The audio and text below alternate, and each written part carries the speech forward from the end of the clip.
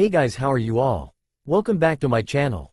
Today we will see what if Naruto swallowed by the snake in the forest of death. If you enjoy, then please like, share and do comments. Deep within the forest of death, in the village hidden in the leaves, in the land of fire, the Chunin hopefuls of the year were taking the second part of their Chunin exams, the survival part. Hopefuls from all across the elemental nations were being pitted against each other in a competition of cunning, skill, and survival for the mere chance of being promoted through the ranks.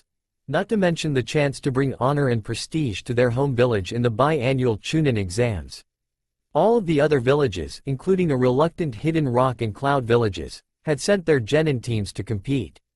Hell, even some smaller shinobi villages such as Grass, Star, Rain, Waterfall, and a new village by the name of Sound sent the best of their crop of genin to bring honor and the attention of prospective clients to their villages as well. Because the Leaf is playing host to the exams this time, they too have many genin teams eagerly trying to prove their merit and hopefully get a promotion to the rank of Chunin, including the 3 rookie teams with under a year of experience under their belts. One of those teams is Team 7. Consisting first, of Sakura Haruno, who was named Kunoichi of the Year at the Academy. She is known for her brains, and for being a rabid fangirl for her teammate, the last, loyal, Uchiha.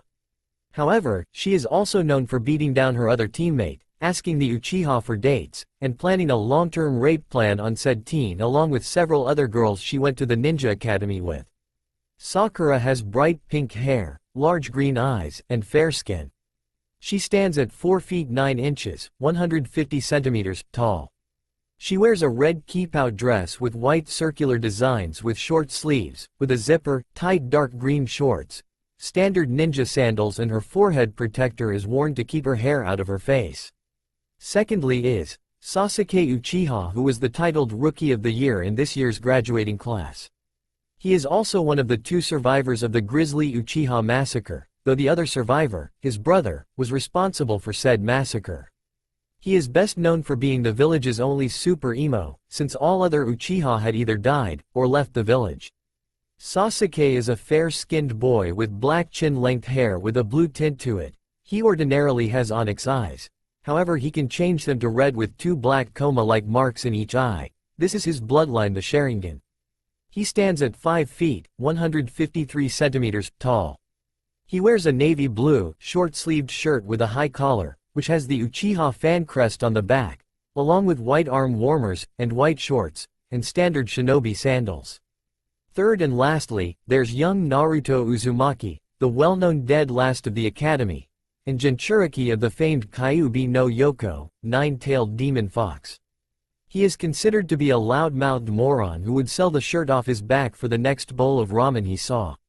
He regularly falls face first into traps, and could practically trip over danger and not say hello, or apologize for the incident.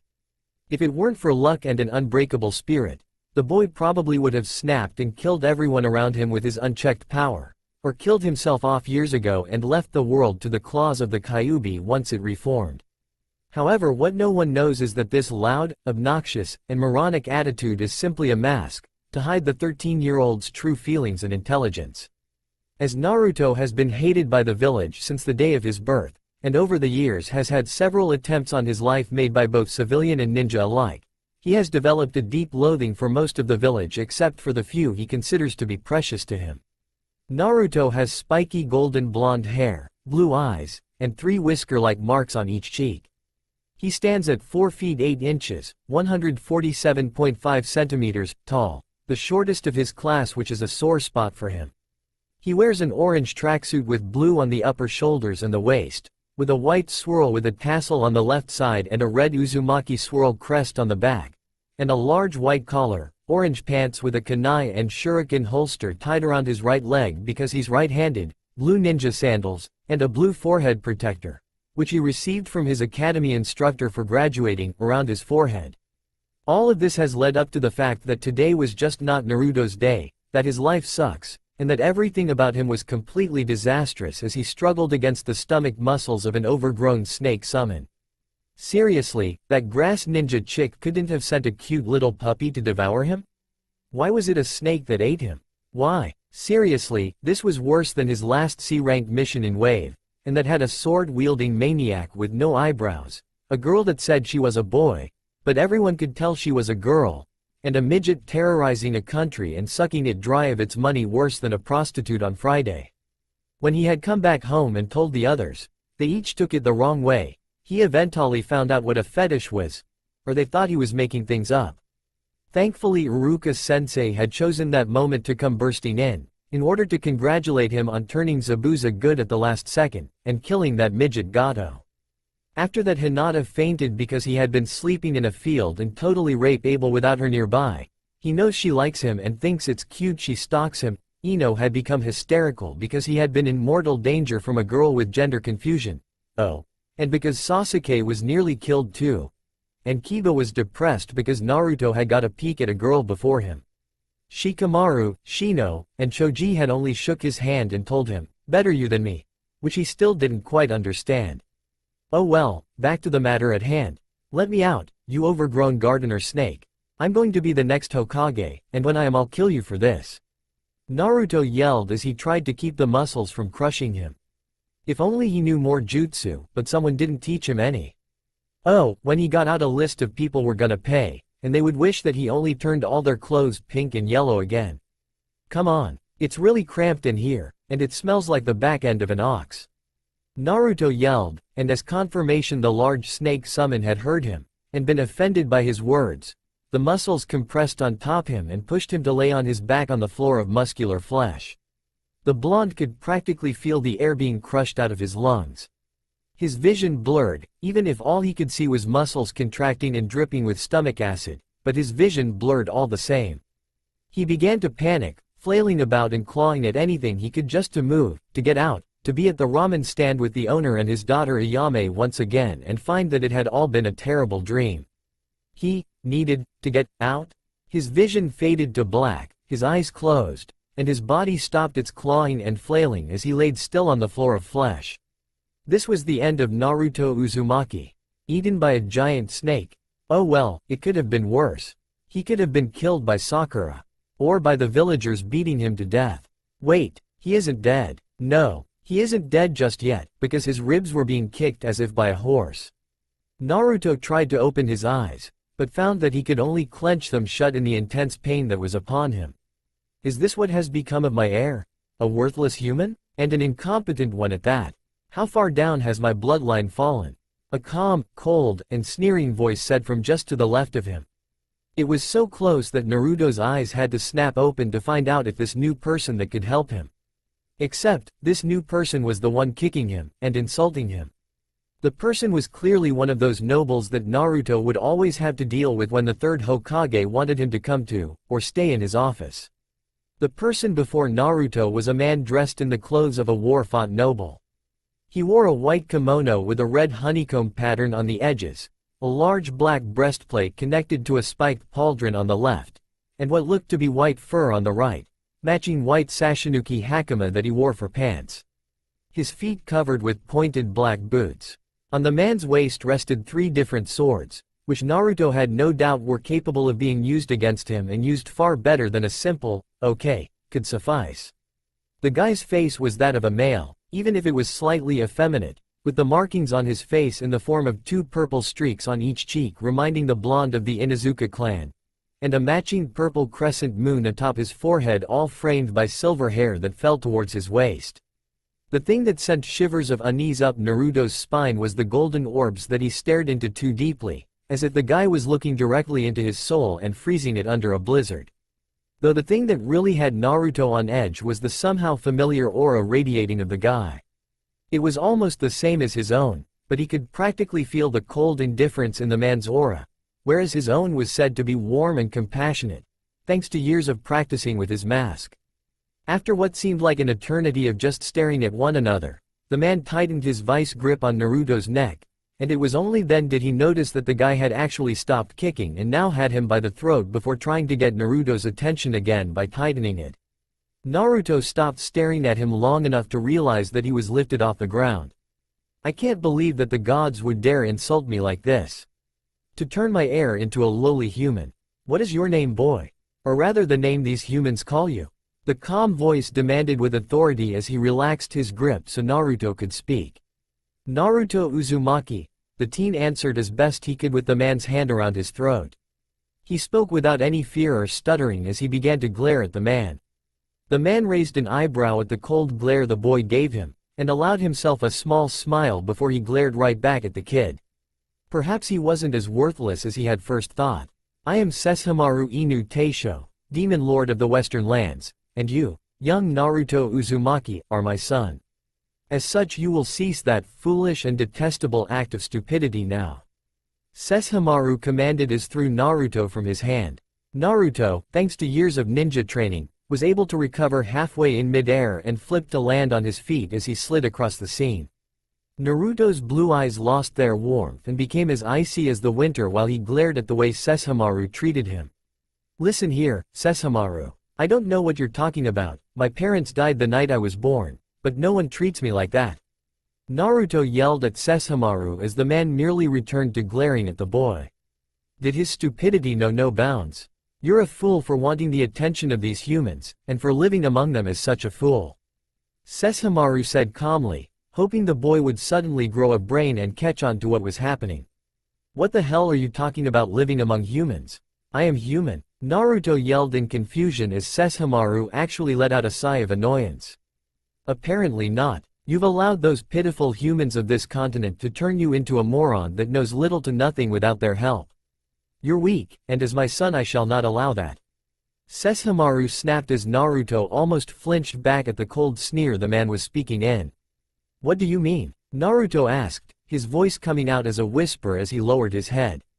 He had always been called an idiot, weak, and even pitiful, in no small part due to his mask, but for some reason the words of this guy were getting to him where he had not let the words of others get. Sesshomaru then raised his hand at Naruto from across the way, and Naruto stood on guard in case Sesshomaru had a long-distance attack. It was then that a bright white light encamped his vision as Sesshomaru spoke. It will take far too long to tell you. So, I'll just have to show you and then explain. Sesshomaru said as the light completely took over Naruto's being. In the light he saw it all, from beginning to end. His entire life up until the point of Sesshomaru's light attack. He watched his entire life in third-person view. He saw his birth from his mother, who was named Kurami and was a demoness, the Kyuubi in fact, and how originally he was named Hiranori, means benevolent ruler. He saw his father, who was apparently Sesshomaru, fight a massive tiger demon to the last bit of his life before sending he and his mother away with the last ounce of his strength to the land of Kurami's birth, the elemental nations. He watched as he and his mother were separated due to a leaf kunoichi who sort of resembled his mother finding him in the woods while Kurami was bathing and took him back to the village.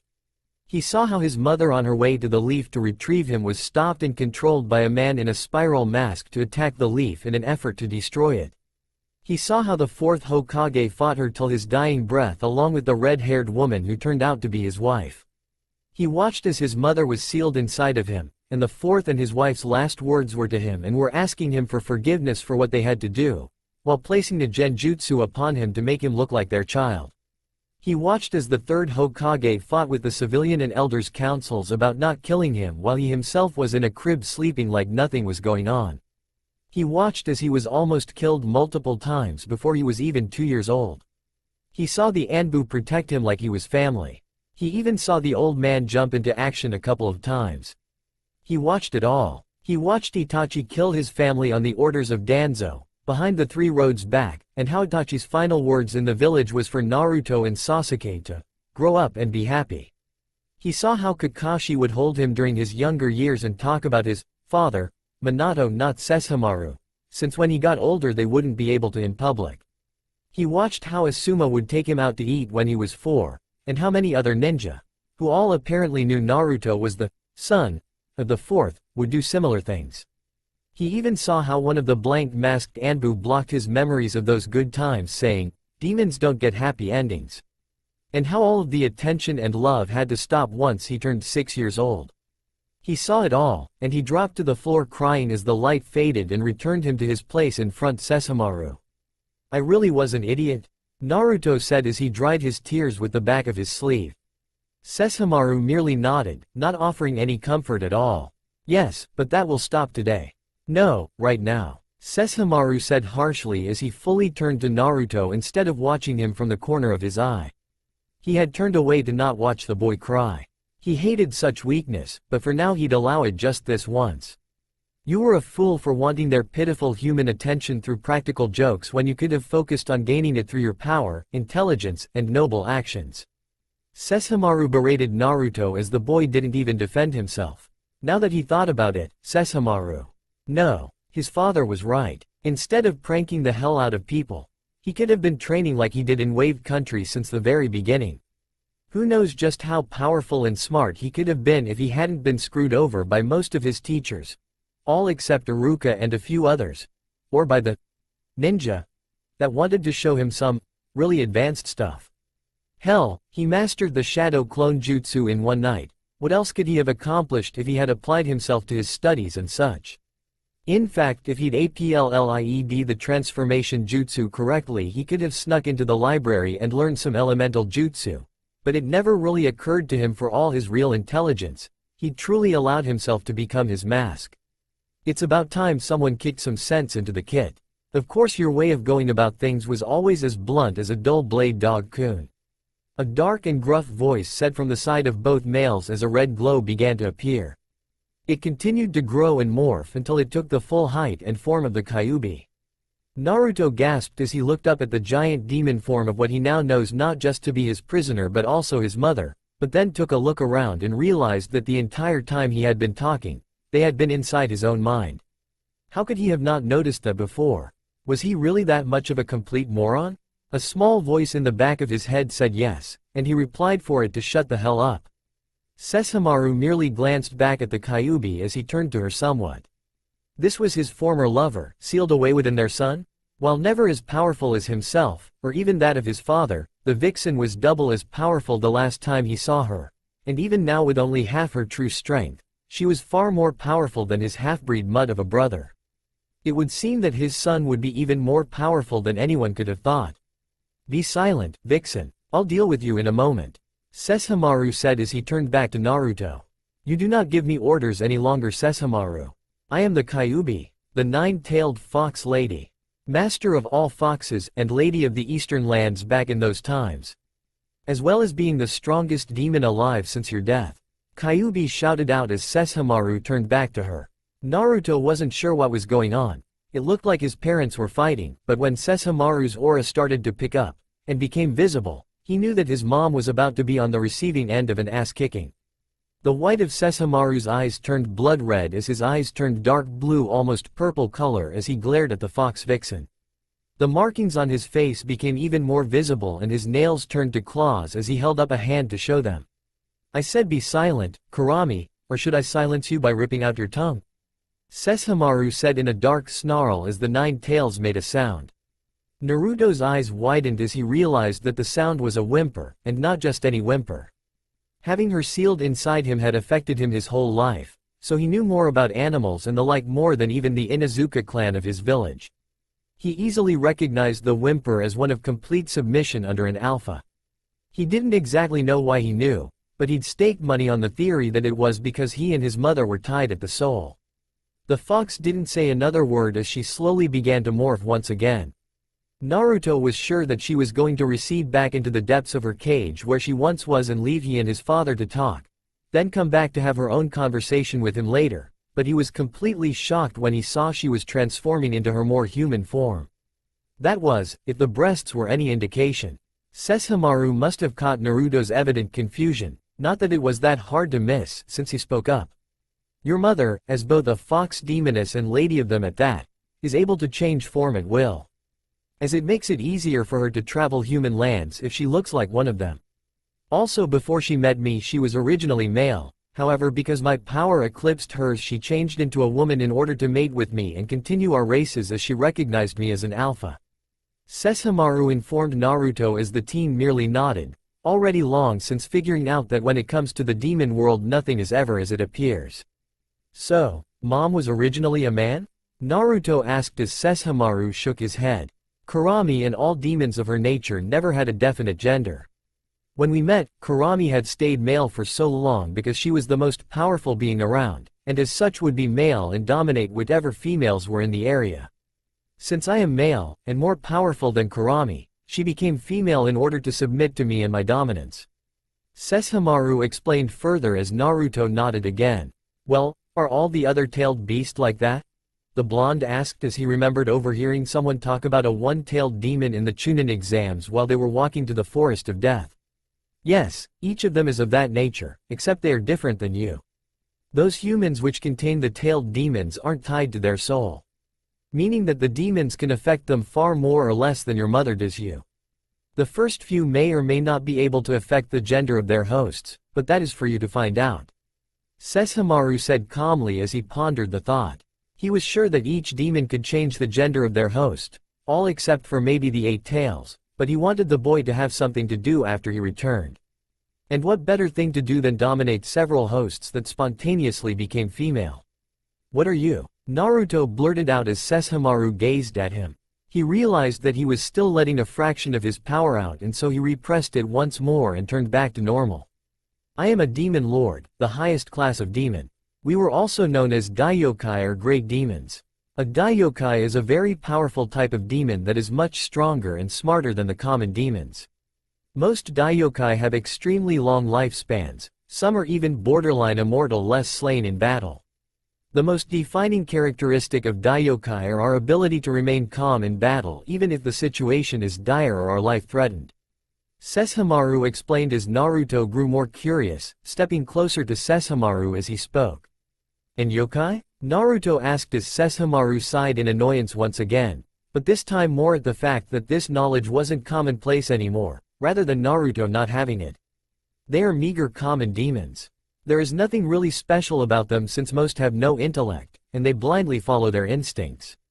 Some of them are smart, but compared to the likes of us they are fleas to be flicked off our fur at any moment we so chose. Sesshomaru said as Naruto stood directly in front of him, gazing up at him with curiosity clear in his eyes. Are there other races, or clans, or whatever? Naruto asked as Sesshomaru nodded. Yes, there are half-demons, like my younger brother, your uncle. There are also spirits, holy beings like monks and priestesses, normal humans, and many more subcategories, including shinobi, but we shall not dive into them since most of them have long since died out. Sesshomaru said as he turned from Naruto and gave the boy a sideways glance. He felt very uncomfortable with the teen piercing him with the warmth of his curious cerulean blue eyes. It felt too much like Rin when she had been young and carefree. Naruto, however, was wondering why Sesshomaru had sneered out the word half-demon like it was a poison. Had his uncle been against him or something? Or perhaps his father was just against mixed bloods, or something like that. Hey, you said that you had been the demon lord of the West. What did that mean? Naruto asked, trying to get away from the uncomfortable silence that hung over them. Back in the feudal era of my time, which was about 2,000 years ago, there were very few ninja and many more demons than today. I took over the western lands of the continent I inhabited, and so I was proclaimed as the demon lord of the West. The other areas, besides the south and central lands, were ruled by one being or another. The east was ruled by Kurami who had left the elemental countries back then, as the Fox Lands. The north was ruled by a powerful holy monk named Saint Hakushin. The south was not ruled as a whole because of the various warlords and territories held there, so no one wanted the job of uniting them. It was ruled eventually, however, by my brother, his priestess wife, and their group of friends. The central lands were a place of neutrality. We demon lords would wage war there or in the southern lands if we ever fought, but those were few and far between in those times. Sesshomaru said as Naruto nodded, fully understanding all of what Sesshomaru was talking about. Nowadays, those lands have fallen into the hands of humans, who made them what they are today. However, as this is a different continent, you shall become the ruler of all the lands west of the sea, including the land this very village is built upon. Sesshomaru said, his voice of indifferent reminiscence as Naruto watched him. It was then Naruto had a thought. If he remembered correctly, then a child born of 2 demons would in fact be a demon themselves. Then that made Naruto a demon, even if he wasn't his mother. Naruto lowered his head as his expression became that of depression. They were right about him. They were right all along. What's with that pathetic expression? Sesshomaru inquired as he glanced at Naruto from the corner of his eye. The villagers were right about me all along. I am just a demon after all. Naruto said sadly as Sesshomaru scoffed at him. Naruto's head jerked up as he looked directly at Sesshomaru's raised brow. Don't you ever compare us to those filthy pests. We are far above them, and stand almost to the height of the heavens in comparison, to those filthy humans as well. Don't ever be a fool in my presence again by feeling such sadness over the fact that you are a demon.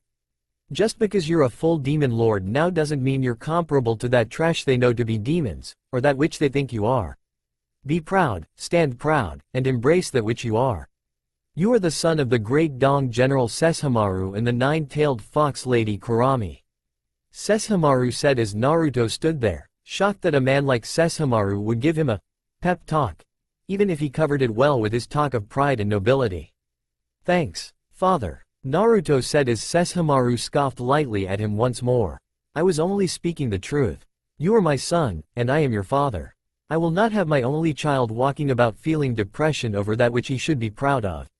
Those humans and half-demon mutts should feel thankful and blessed to even have the chance to kiss at our pure demon-blooded feet.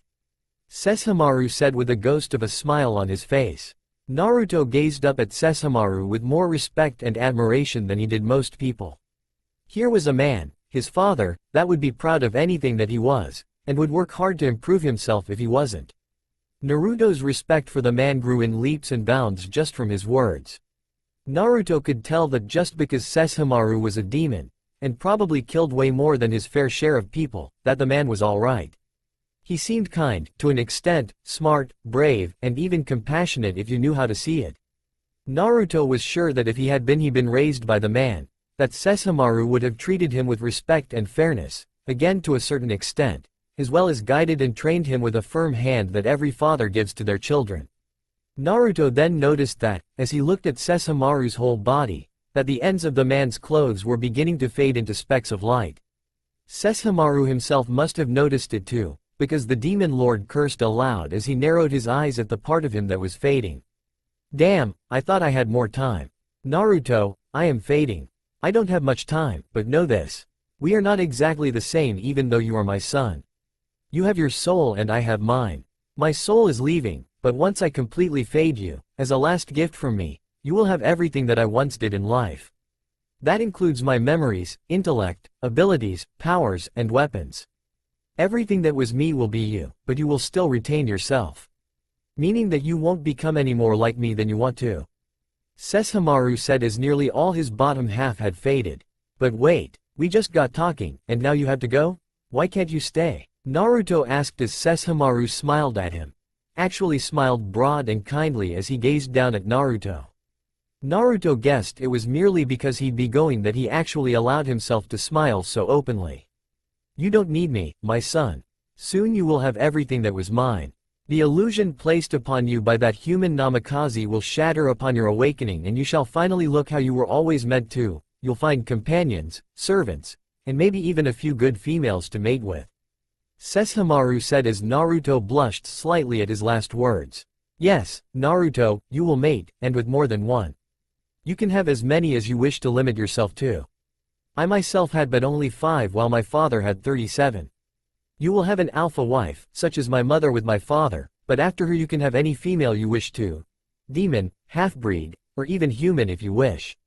My first and alpha wife was a human woman by the name of Rin and the others were demons like your mother, whom you can mate with if you wish as incest does not exist in demon society, so don't feel discouraged by my views on most. Okay, but, will I ever see you again? Naruto said. He liked his father and if he could, would have wished the man to be alive still so he could really get to know him. Not until you pass on, however that should be for a long time, but like I've been saying for the past few minutes, I am your father, and you are my son. I have faith that you will become someone I would be proud of. Become the person I could not be, do the things I could not do, and love all those you hold dear to you as I could not. You are Naruto Sesshomaru Yoko Inyateisho, and you will be a great heir, young and unpredictable Naruto. Sesshomaru said as his head faded, his last words echoing as he disappeared. I believe in you my only son. I will be great, father. You just watch. I'll raise our legacy once more, from this moment forth. I am Naruto Sesshomaru Yoko Inyateisho, and I will become just as great as you were. I will be the demon lord of the East and the West. Naruto declared as he watched the last particles of Sesshomaru's being disappear. He smiled with newfound determination to become every bit as great as his father, the great dog Lord Sesshomaru. Suddenly there was a blinding light that filled his vision before everything went into complete darkness. Naruto Sesshomaru Yoko Inyateisho would become a name and man to be feared. Naruto awoke within the stomach of the large snake which ate him. He was surprised to find himself far more disgusted with that fact rather than panicked by it. He stood up, apparently his own strength was now much greater than the snake's. His body's new strength mostly ignored the muscles which tried to suppress him as he stood with ease, even though the summon was using all its might to keep him down. So, it happened much faster than I would have thought it would. Amusing, but, Naruto said, trailing off as he frowned at his surrounds. How dare this filthy creature devour him? Naruto briefly allowed himself to feel surprise at the fact that his every sense had been heightened beyond his previous levels. He could hear, smell, and see everything like never before. After quickly getting used to his new senses, Naruto sniffed out what he thought he had smelled, and it was there all right. This snake summon, and probably all summons now that he thought about it, had some demon blood coursing through its veins. The snake that had eaten him was half demon, a half blood, a half breed. For some reason, probably the part of his father in him, that made his blood boil. Searching through Sesshomaru's memories, Naruto found that the reason he hated half-breeds was because Inuyasha, Sesshomaru's younger brother and by blood Naruto's uncle, had been one, and because the boy had got their father's, his grandfather's, most feared weapon, the Tessaiga. That most terrible of blades should have been his father's, but because of Sesshomaru's disdain for humans, it went to his uncle at the time. Since he knew of compassion and love for humans he could wield it, but he didn't have any need or want for it, not when he had Bakusaiga and Tenseiga, his father's two greatest swords. Oh well, he would still detest most half-demons even in his life, so Naruto decided to start his dislike with the snake that dared to make a meal of him. You dare consume me, you half-breed trash? I'll show you what happens to those that don't know their place on the food chain. Naruto said as he raised his hand, cracking the knuckles by simply flexing his fingers like his father and his uncle had done in the past. After hearing what Naruto had said and sensing the sudden build of demonic energy, the snake started to thrash around the clearing it was in. It hissed dangerously, as if to stop Naruto from destroying it. Suddenly a slash of purplish-red energy escaped the snake's stomach and it stopped all movement. It wasn't too long after that 3 more slashes came from its middle area and it fell still as if dead before it disappeared in a large plume of smoke. Naruto stepped out of the smoke flexing his fingers once more. As he watched the smoke fade into nothingness. I allowed you to keep your life, trash. Be sure that the next time we meet that you know your place when confronted with the Lord of the West, Naruto Sesshomaru Yoko Inyateisho. Naruto sneered at the smoke as he knew the snake wouldn't die so easily. Naruto looked himself over, as he raised a brow. He didn't know that his father's very clothes would become his own while still inside the snake's belly, though it was a major improvement over that hideous jumpsuit he was wearing before. He now wore armor like Sesshomaru's, including the spiked pauldron that covered his right shoulder instead of his left, like Sesshomaru's had. It was attached to the upper section of his cuirass. From Sesshomaru's memories, he knew that when damaged, his armor would automatically regenerate itself using a small portion his demonic energy.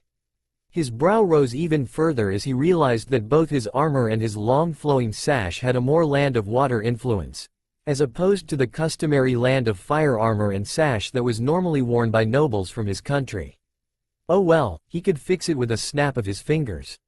And done. His kimono top, which was mostly white, but instead of a red chrysanthemum flower crest at the collar and sleeves, his held a dark orange color instead, showing that he is of royal birth. He wore the same type of pants that Sesshomaru did. The Sashinuki Hakama, a type of traditional flowing pants, which like his father's were gathered at the ankles producing a ballooning effect. His footwear consisted of flat-pointed ankle-high boots, instead of his blue shinobi sandals. The right side of his collar featured the crest of the Azai clan, the human name for the great dog demon clan. If Naruto remembered correctly from his father's memories, the back of the collar featured the crest of the Asakura clan, the human name for the great fox demon clan. Naruto looked over his left shoulder only to see two long, thick, and yet soft furs that he could feel coming from his shoulder, but wasn't exactly sure where they started from on him. They were red with silver streaks in them, unlike Sesshomaru's purely silver one, which meant that it was a natural color thing and not just another weapon. Naruto turned his attention to his left hip as he looked down at the three swords hanging from it. Tenseiga was there, and so was his father's Bakusaiga, as well as the weaker than Bakusaiga, but as strong as Tessaiga, Tokijin. Naruto breathed a sigh of relief when he looked at Tenseiga. He wasn't sure why, since the sword couldn't be used to kill, but he was glad to have it all the same. It reminded him of his father. A sort of family heirloom passed from generation to generation. Deciding to find some water to wash off the strong scent of snake guts, and to see his face in, Naruto sniffed at the air in order to find a stream or any other body of water nearby. He was able to pick out the scent of running water and fish not too far from where he stood, so he turned to his side and began walking toward it as the smell got stronger and stronger with each step. As he moved toward where the water was, after having walked for a full minute, 3 small patches of ground rippled like liquid as it gave way to a genin team from the hidden rock village. Naruto didn't even bother with them as he continued to move toward the water. He needed something to see his face in to see if he inherited that blue moon in the middle of his forehead from his father and grandmother. We should capture this guy and make him lead us back to his team, in case he doesn't have the scroll. One of the 2 males on the team whispered as they looked in the direction Naruto walked off in. Naruto could easily sense and smell them, but he wouldn't bother himself with killing them off if they didn't attack him. He could, however, hear every whispered word they spoke. Why not? If he doesn't have his team's scroll and refuses to cooperate then, well, we can always leave a fresh corpse behind for those hungry woodland creatures. The only female of the team said with a giggle. Naruto could easily pick up that she was obviously in control of the team as they leapt into the trees above his path to the water source. I can't wait to kill a leaf brat. The last member of the team mumbled as they all picked up speed while suppressing their chakra as if Naruto still couldn't sense them. After walking some more, Naruto found the body of water he had smelt. It was a stream that ran naturally through the forest, and he was sure that it reached the center of the forest as well.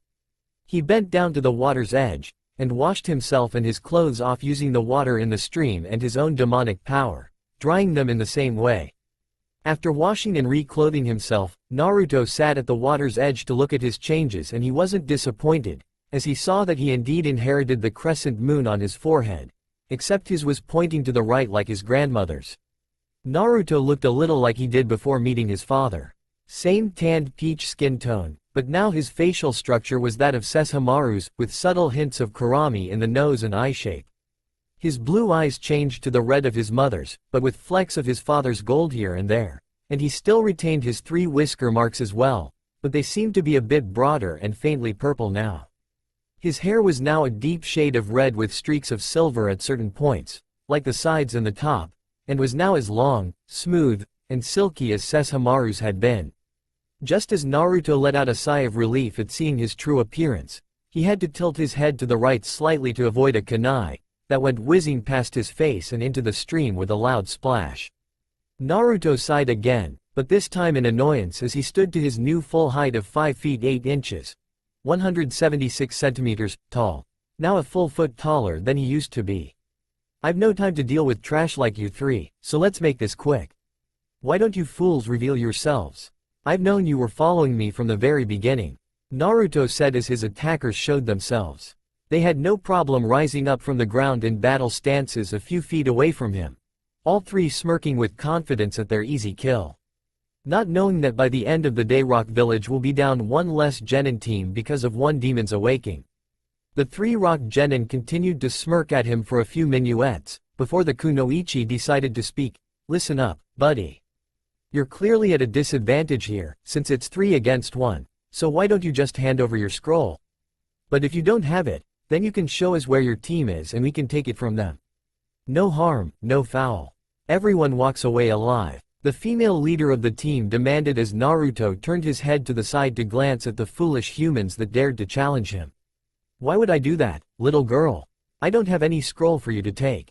It's not like you could, even if I had one. Now be gone, trash. Naruto replied calmly as he turned back to the stream to finish observing his reflection. The team was obviously insulted by his words, as he could feel their chakra spike some after he turned away from them. "You, bastard, take this," one of the two boys growled as he blurred through hand signs and slammed his hands on the ground. Earth style. Earth Dragon Jutsu. Naruto watched impassively, yet with a raised eyebrow, as a dragon made entirely of stone rose from the ground in front of the shinobi, as it roared at him and then launched itself in his direction. The attack closed the distance between himself and the rock team quickly, slamming into the ground with a large boom, creating a cloud of dust and debris as it broke up more rock and dirt in an effort to crush the red head into nothingness. After a moment of complete silence, the genin rose up from the ground with a grin.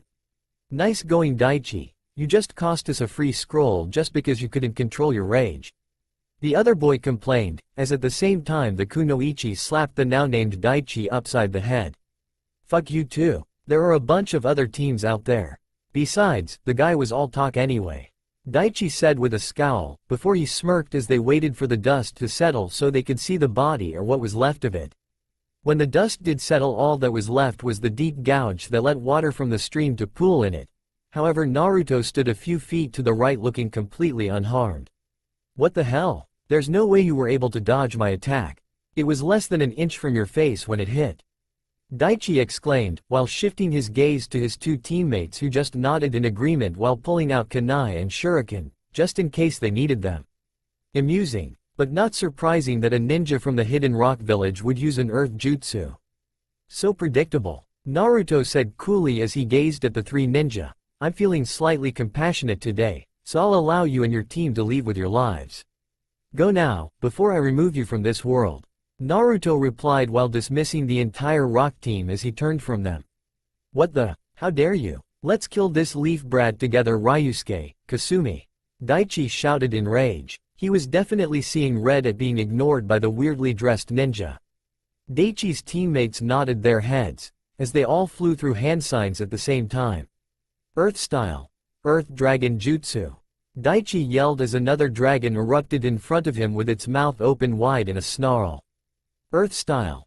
Mud Bullets Jutsu," Ryusuke said calmly as his cheeks puffed up and he spat out multiple balls of chakra-enhanced mud at him, which kept pace with the Earth Dragon on their path to Naruto. "Water style. Water Dragon Jutsu," Kasumi, the female leader, yelled as she slammed her hands on the bank of the stream and a huge dragon made of water rose up behind Naruto, threatening to swallow him whole as he raised a brow at it. "Just try to dodge all of our strongest attacks at the same time, big man," Daichi challenged as all three jutsu finally converged and collided where Naruto was standing, with such force that the area itself shook as the three jutsu exploded on contact with one another. When the dust finally settled from the combination attack, the rock team stopped to admire their teamwork at dispatching a leaf genin. "Damn, that felt good," Ryusuke said as he exchanged a high five with Kasumi. "It's a shame though, he was pretty cute, but I bet that leaf bastard regrets messing with us, now that he's dead. Hee, there isn't even a body to help feed the poor animals," Nami said with a cackle and lopsided grin as Daichi simply nodded in agreement. "Who said I was dead? You disappoint me, because if that is the best you have to offer, then humans are only a little less pathetic than in my father's era. Though some of them were far more powerful than that display." Naruto's voice came from right behind the three genin. They tried to turn and react, but before they could, Ryusuke was sliced in half by a flash of light and Naruto was no longer there. The reed head just watched impassively as his whip of light sliced the boy in half at the middle. He didn't want to kill him with his hands, because getting men's blood on his claws always made him feel disgusted. The last two genin snapped toward him as their faces contorted in different emotions, Daichi's in rage, and Kasumi's in fear. He flicked his wrist only once and the whip moved in a wide arc as it sliced Daichi's head from his shoulders with ease. Slowly, as if time were moving in slow motion, the two bodies fell and slumped to the ground with the heads of the horror-stricken faces lying nearby the surviving girl, Kasumi. The girl's face went white with fear and horror very quickly.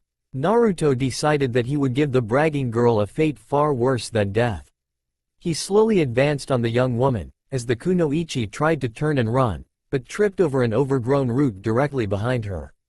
Fear overloaded her every instinct and sense as all she could think about was the Demon of a boy. No. This demon of a man, slowly making his way to kill her in the most painful manner possible for trying his patience. Please, please, dear Cammy, don't kill me. I'm only 16 years old. I don't even have a family. I lost my father at the end of the Third War, and my mother when I was only 8. I've never even had a boyfriend. My 2 teammates were all I had. Please don't kill me. I'll do anything, just spare me. Kasumi shouted as Naruto stopped directly in front of her. Anything? Naruto asked with a raised brow as he suppressed his smirk. It was going exactly how he wanted. Yes, anything. I'm yours to command, my lord. Please use me as you see fit, as a servant, or a UAL object to relieve your lust, anything. Just please spare my pitiful life. Kasumi groveled as tears ran down her face. She had nothing but her life to cling to, and if she could have that for just one more day, then she'd gladly follow this demonic man to the ends of the earth. Then you will serve me until the end of your days. Do you understand? Naruto said calmly as his eyes bore into Kasumi's when the kunoichi looked up at him. Yes, my lord. I am nothing but a vessel for you to command as you wish. Do with this body as you will. Kasumi said as she bowed lowly, her nose in the dirt as Naruto watched her with a raised brow. She reminded him of someone from his father's memories. Oh yeah, Jaken, what had ever happened to his father's favorite servant and imp? Oh yeah, he had died in battle. Oh well, no use dwelling over a dead servant. Good, you will serve me until your dying breath. However, I cannot have a purely human servant. Kasumi looked up in confusion, and her confusion and fear only grew even more once she saw that Naruto already had one of his swords out and was in mid-swing with it. The sword slashed her in two, but it felt like her soul had been cut and then re-sewn with new thread as she fell backward into the ground. There was no physical wound to be had, but the girl's mind and soul were forever changed as she got off the ground with the worst headache she ever had. Suddenly information that she didn't have before flashed in her mind, information of attacks and abilities she'd never even heard of before. She got back to her feet as all of this happened in the span of a few seconds. She now knew everything and more of what she was, and who she served. What did you do to me? She inquired as she checked herself over to find that some changes occurred to her body while she was seeing the information in her mind. She was now 2 inches taller, standing at 5 feet 4 inches tall. As opposed to her former 5 foot 2 inches, her bust had increased by a cup size, going from a mid-B to a low C, and her fingernails now looked like actual claws. Also her hair changed colors slightly from black to a blackish blue. Now her ears are elf-like, and if she looked in the stream she'd see that her eyes were now light blue instead of brown. The most startling changes were to her senses. She could now see, smell, hear, and taste things so much better than before, and she could feel a second energy in her body besides her chakra. Naruto continued to look at her impassively as he resheathed Tenseiga. I have just interwoven part of the soul of a demoness into your own soul.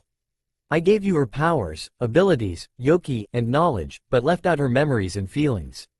I cannot have my first servant dying because she is human and takes a deadly wound, or gets too old and infirm to continue serving my needs. The young woman just blinks at this and asks, so I'm a demon now? What kind of demon exactly? And what was the name of the demoness whose piece of soul I now have? That wasn't in the info I got, my lord. Naruto sighs at her questions, but answers nonetheless, in order. Yes, you are now a demoness. You should feel proud of this as you have now risen above your former human teammates. You are now a panther demoness. The name of the demoness whose soul piece I haven't given you was Toran. She was an enemy and then a loyal servant of my father, alongside her 3 siblings. Now are there any more questions or can we get a move on? I have a leaf trader to kill, and my teammates to find.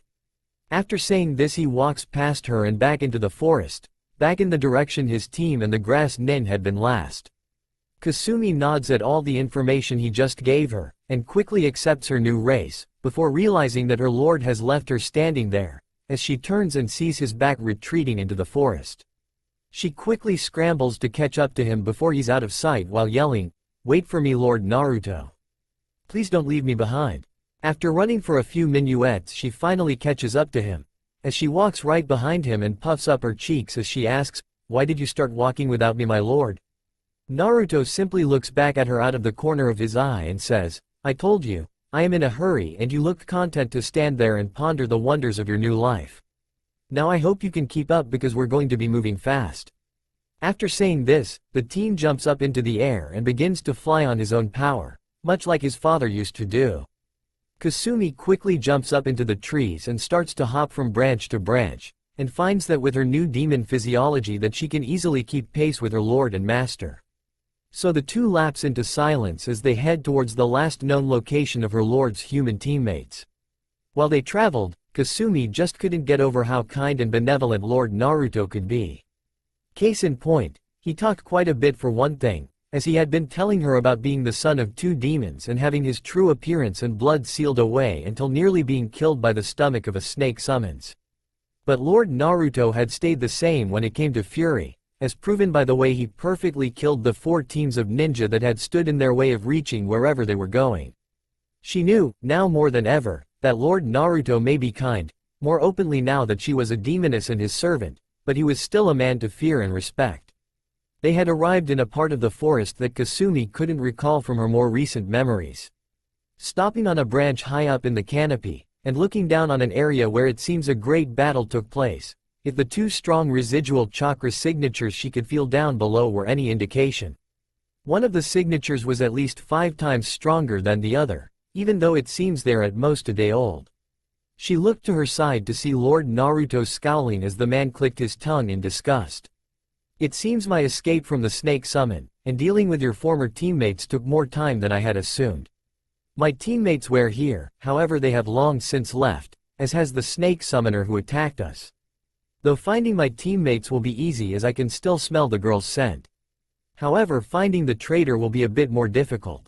However, after stating this, they both suddenly felt 2 spikes of chakra about 5 kilometers to the east of their present location, and one of the signatures is easily recognizable as the grass kunoichi. Kasumi gulps at the feeling of the powerful chakra signature and looks to her lord and says, "Lord Naruto, are we going to go towards that powerful chakra signature? If so, may I say that though slightly weaker, it's still at least 4 times as strong as the new signature it's up against, and feels as though it's slightly tinted with yoki. Whoever is fighting that person is in trouble." However, instead of answering her, Naruto racks his brain to figure out why the second signature feels so familiar to him, when it suddenly hits him. It's the crazy proctor of the second exam, and one of his only friends in the village, Anko. Suddenly he hears a feminine voice in his head say, "If you go now, at your top speed, you should reach her in time to save her Sochi-kun." At first he's surprised by it, but quickly gets over it and asks, "Mother? Is that you?" The vixen giggles slightly at this and replies, "Of course it's me, silly. You don't have any other Y-demoness sealed inside you. Before you ask how I can speak to you, I'll explain it later, for now get a move on and save your friend." The reed-haired teen nods his head and replies, "Yes, mother." He then does something else he got from his father's memories. His body is enveloped in white light and suddenly he becomes a ball of floating light, before rocketing off to the east of the forest, leaving behind Kasumi. The now blue-haired kunoichi demoness blinks at the suddenness of her lord's actions, before finally realizing he's left her behind, and so she decides to try and follow after him while yelling at nothing in particular, "Please wait for me, Lord Naruto," and heads east. Meanwhile, in another part of the forest, a certain kunoichi's day has gone from bad to worse. It all started off when she was called in by some Chunin to investigate 3 corpses that were found. Now seeing corpses was nothing new to the woman, as an experienced Jonin-level kunoichi with many missions under her belt, as well as being the deputy head of the Leaf's T&I department, she sees them all the time. However, what was different about these 3 corpses were that all their faces were melted off, and when going over the list of Chunin hopefuls for the year, it was found that the 3 corpses belonged to a team from Grass Village. When hearing this, the woman came to the conclusion that a traitor of the highest class had infiltrated the exams and sent the Chunin off to inform the 3rd Hokage that his former student, Orochimaru of the Sannin, was in the Leaf, while she took off to go deal with him. Now why would she go off to try and face an S-rank missing ninja all by herself, you might ask? Simple, this woman is Special Jonin Anko Mitarashi, known throughout the village by many names, chief among those being Crazy Snake Lady to the children, and Snake Whore to the adults, civilian and shinobi alike. However, more than that, she is known to be the former apprentice of Orochimaru, and as such is treated badly for his mistakes.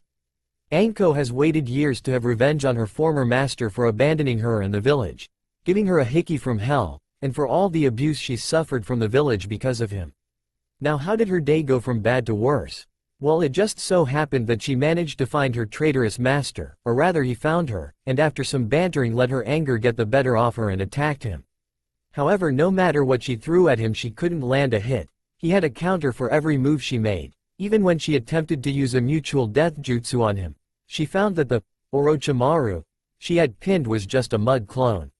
Which leads us to right now. Anko lays on the trunk of the tree branch she and her former sensei have been fighting, her body covered in cuts and bruises. However, the greatest pain is in her left shoulder, where the curse seal that the man now standing in front of her gave her resides, as it burns, causing her to writhe in pain. The snake-like man lifts up his sword, the legendary Kusanagi no Tsurugi, grass-cutter sword, as he walks towards her while chuckling evilly. Kukukuku. Well, it's been fun, Anko-chan, but it's time to end this little visit. It's so sad that you never accepted my gift to you. If you had, you wouldn't be in the pain you're in right now. Oh well, I found a new toy to replace you. Anko grits her teeth against the pain and says, "Shut up, you bastard." The third Hokage and his Anbu should be on their way here about now. Orochimaru laughs harder at this before stating, "Yes, I'm sure they will be. However, by the time Sarutobi-sensei and the Anbu arrive, I will be long gone, and you, my dear Anko-chan, unfortunately will be dead. I do apologize, know that it isn't personal, you will always be my cute little apprentice to me, but I must send a clear message to Sarutobi-sensei." He raises the Kusanagi into a position for a downward strike as he now stands 4 feet from her. Anko's vision starts to become blurry, as the pain from her wounds and her curse mark begins to become too much for her, and as she watches his blurry figure coming closer and closer to her, all she can do is inwardly curse at still being too weak to defeat him.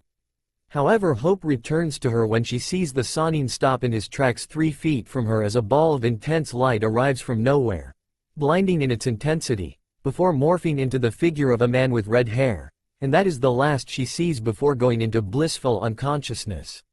Orochimaru, however, is not as lucky, as he gets a full view of the man standing 2 feet in front of him, almost protectively over the woman's prone figure. The man is only slightly shorter than himself, wearing the clothing and armor of a noble, with long red hair with silver streaks in parts. At his right hip sits 3 swords. However, the most noticeable thing about the man, and what has the Sannin on edge, is the power he exudes, as it's enough that the snake-like man has a bead of sweat rolling down his face. Incredible. I don't know who this man is, but the power rolling off of him is both frightening and intoxicating. Judging by the look in his eyes, it's only the surface of what he has, and yet is greater than my own power by at least half, and that's if I was at full strength. I cannot fight him as things are now, so I'll need to retreat. Naruto, however, just looks back at Anko, listening for her heartbeat, and after a moment manages to hear it, as he sighs in relief that he made it in time. He looks back at the snake-like man in front of him and sneers at him. "Your path of destruction in this forest stops here, Orochimaru of the Sannin. I will not allow you to take another step towards this woman. If you wish to kill her, then you will have to come through me, and frankly I don't believe you have the power to do that." He then draws out Tokijin from his sash and holds it out in front of himself, ready to clash blades with the deranged ninja. However, Orochimaru unexpectedly swallows his sword and bows to the red-haired demon lord, before saying, "You win. I won't kill little Anko-chan. I'm no fool. As things are right now, I have been in 2 battles already and have lost a great deal of my chakra. I'd be no match for you. So this time I think a tactical retreat is in order. However, before I go, would you be so kind as to tell me your name? I see it as only fair since you already know mine." Naruto stares at him impassively, but makes no move to put away his own blade, as he knows you can never trust a snake. However, he subtly nods his head and says, "You may call me Lord Sesshomaru. Know this, Sannin, the village hidden in the leaves is my territory, and soon the whole of the land of fire shall be the same, and I do not take kindly to trash entering my territory. The next time we meet shall be the last, because the next time I will kill you, weakened or not." Orochimaru chuckles at this as he sinks into the tree as if it's water, and before he's fully submerged replies, "I will remember your name and your face, Lord Sesshomaru. The next time I see you things will be different, perhaps I'll even gift you with my curse mark." But make no mistake, if you cross me it will be you who will die. Have fun with my broken toy. Kukakuku. And with those last words the snake Sanin's presence completely vanishes. Naruto breathes a sigh of relief, as he puts Tokijin back in its place in his sash, before he turns to the unconscious Anko, and just as he is about to check over her wounds, that is when Kasumi finally arrives, landing behind him with a soft thud. He notes that the girl is breathing a little hard, and makes a note to get her back into the same shape as Toran was originally back in his father's day. Kasumi takes a few deep breaths before whining, "Lord Naruto. You never told me that you could become an orb of light. Why did you leave me behind like that? I had to run full out all the way here just to catch up to you. I may be a demoness now, but I still only have the speed and stamina of a mid-Chunin." The redhead sighs and shakes his head. "If you're winded from such a short run, then that means you need more training. Now be quiet while I check Anko-san's injuries." As he begins to look over the woman, and notes that the cuts aren't very deep, and none of them came from Kusanagi, which is good seeing as that blade is poisoned, and he sees that the bruises aren't real bad, nothing that won't heal within a few days. However, when he checks the left side of her neck where the 3 coma-like markings of the curse seal resides, he rears back slightly in shock. This gains his servant's attention, as she comes over and asks, "What's wrong, my lord? Did that mark hurt you in some way?" Naruto shakes his head before replying, "No. It merely shocked me momentarily, because I can feel a slight demonic presence in it. Also, if the memories I received from my father are correct, then that mark is similar to the mate marks used by some demon clans in the past." As he once again examines it using his yoki, and finds that he's right, it is a crude version of a mate mark, meant to enslave the wielder to the will of the one who applied it. Kasumi blinks at this. Why would a human being have a demon mate mark? Who could have given something like that to this woman? And what do you plan to do about it, my lord? The red-haired demon lord simply sighs before replying, "It was given to her by the man who just left before you arrived, many years ago. It is called a curse seal, and has a piece of the snake Sanin's soul inside of it. Surely you felt it, Kasumi. The slightly demonic edge to the man's chakra back where he fought my teammates, as well as the residue here. He has turned himself into a half-demon, most likely in an effort to extend his life and gain immortality. The only way to free someone from a mate mark is to override and replace it with the mark of a stronger demon. Meaning I will have to bite her where the mark is while channeling my yoki to my teeth, and give her my mate mark." The blue-haired Kunoichi's eyes widen at this, as the part of her soul that is Toran tells her that that action would make the woman one of her lord's mates, and she decides to voice this. "My lord, are you sure about this? If you do what you're saying, then that woman will become one of your mates. What is she to you that you would so willingly mark her in such a way just to save her from the grasp of a half-demon?"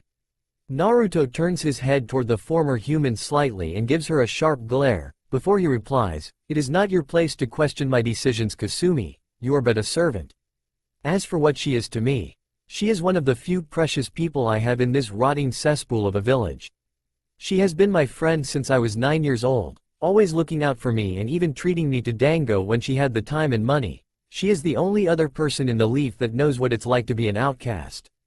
As such, I will do what I must to save her from a continued life of misery. Even if that means marking her as one of my mates."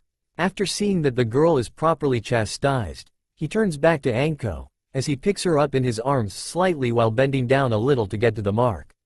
Naruto then proceeds to channel a good portion of his yoki into his teeth before biting down on the curse mark and pumping it into the woman's body. As he continues to do this, he can feel the piece of Orochimaru's soul and yoki already inside the mark try to fight back. However, his demonic energy proves too strong and they are destroyed. All of this only takes 3 minuets, before he releases the woman's neck from his teeth and looks at his handiwork, as the seal keeping the curse mark's influence at bay evaporates, and the 3 commas of the mark shift and transform into the shape of a 4-tailed fox-dog hybrid with its mouth open in a roar. Naruto smiles softly as Anko shifts in his arms and snuggles up to his chest with a happy look on her face. He picks her up bridal style and turns to Kasumi, "Come, we need to place Anko somewhere safe, and then go and find the fools I call teammates." And all the girl can do is nod her head, as they leap up higher in the tree they're in. When they reach nearly the very top, they finally stop on a large enough branch. Naruto walks over and places Anko down with her back against the tree's trunk, before moving the hair out of her face gently and saying, "I will be seeing you again very soon, my snake princess, until then rest well, and enjoy the gift I have bestowed upon you." With that he turns and walks back over to his servant and motions for her to follow him, as he takes off into the trees in the direction he can still smell Sakura's scent. As they travel, the blue-haired girl can't help but to inquire of something that has been bothering her for a while now, so she voices it to her lord. "Lord Naruto, I was wondering, why didn't you heal her wounds? Though the cuts weren't very deep, there was still a lot of them and she could bleed out." Naruto merely hums at this and responds in a calm voice, "There is no need to worry about her wounds. Even at the very moment we left, all the cuts and bruises upon Anko's body were beginning to heal. When I introduced my yoki into her body to destroy Orochimaru's mark, it had the effect of transforming her physiology slightly." Kasumi looks at him confused, and he can sense this, so he continues, "What that means is that over the next couple of days her body will be going through some changes. She may grow taller, her strength, speed, stamina, endurance, healing rate, and chakra levels will raise, and she will gain a second and separate pool of yoki. Her musculature will likely become more defined, her bust size might increase slightly, and she may gain some demonic features such as claws. All of this is part of her transformation from being a human to being a half-demoness. Anyone with even the tiniest bit of my yoki in them cannot remain fully human, as it is very potent. Do you understand now?" Kasumi nods her head to show that she now understands, and after this they fall into silence again. However, throughout their trip towards her lord's teammates, he pumps her for information on the elemental nations, and all the other ninja villages especially. She informs him of everything she knows, including information on her village of rock, informing him that they have an old leader, in the form of the third Tsuchikage, Onoki, also known as the fence sitter, and that besides the old man the strongest ninja in her village is his son-in-law Kitsuchi. Eventually night begins to set in, and they finally reach the location of his team, which is a hollowed-out tree in a bit of a clearing. However, Naruto opts to stay outside of the range of his female teammates' vision and senses and orders that they keep their chakra and yoki suppressed and to rest on the tree they currently stand in. The demon lord then lays against the bark of the tree and closes his eyes, while the servant continues to watch the clearing, seeing that the pink-haired girl is staying awake and keeping watch, as if expecting to be attacked. After watching for 2 more hours, the young woman becomes tired and falls asleep. When she awakes the next day, it's to what sounds like a battle. Thinking that her lord is fighting, her eyes snap open in an instant, only to find the young man sitting on the tree branch still. She notes that he is looking towards the clearing where his team is, and turns to it to find that 3 other teams are now in the clearing, 2 from the leaf and 1 from the sound. She blinks and rubs the sleep from her eyes while yawning, before looking over the scene again, and finding her master's male teammate currently has one of the males of the sound team in position to break his arms, and says, "My lord, what's going on? When did the fighting begin?" Naruto looks sideways at her and chuckles before responding, "It started about half an hour ago. The sound genin attacked Sakura, that's my female teammate, in an effort to kill Sasuke, my male teammate, on the orders of Orochimaru apparently. However, just as they were getting ready to kill Sakura, another leaf genin named Rock Lee appeared and started to fight them. He did well too, until the bandaged sound boy used a sound-based attack to destroy his equilibrium, and he proceeded to get his ass handed to him as well. Then the blonde, pineapple head, and fatty arrived and tried to fight but made things worse, and then Sasuke woke up. He had demonic energy swirling around him and those black marks appeared all over his body, before he started to dominate the sound genin, and that's where we are now." With that said, Naruto, now that he was new and improved, had to say that he was deeply disappointed with both himself and the 11 ninja that were in or near the clearing in which battle was being fought. First there was Sakura. He was a little disappointed that she had been smarter than him, but he was proud, just a little so, to say that his practical ninja skills were far better than hers back when he had claimed to be a ninja yesterday. She was book smart, but besides that, right now she was weaker than any other normal human. She didn't have any bloodline or clan techniques, but that didn't stop other kunoichi who were in her place from being stronger than she was. She had put no effort into getting any stronger than she wanted to be. It was only thanks to Kakashi teaching her some first aid and a few low-level genjutsu that she wasn't still at academy level. In fact, he wasn't sure if she knew any offensive jutsu, but it didn't matter to him. The next disgrace to him was the boy who had thoroughly wiped the floor with him just a few days ago, Rock Lee. The boy had no genjutsu or ninjutsu, but Naruto was glad to say that the boy's blows were almost at his uncle Inuyasha's level from his father's memories. Back at his previous level of power, he had almost no formal taijutsu training and everything he did was self-taught. Rock Lee however had a lot of training under his belt, and showed it off proudly, even if he had gotten his ass handed to him by these sound shinobi. However, that still didn't soften the blow to his pride when he saw how easily they began defeating the boy, and when he thought about how easily the boy had defeated himself. Even if it was before his awakening, and he was a self-made moron, Naruto did not like being seen as weak, something he gets from both of his parents now that he thinks about it.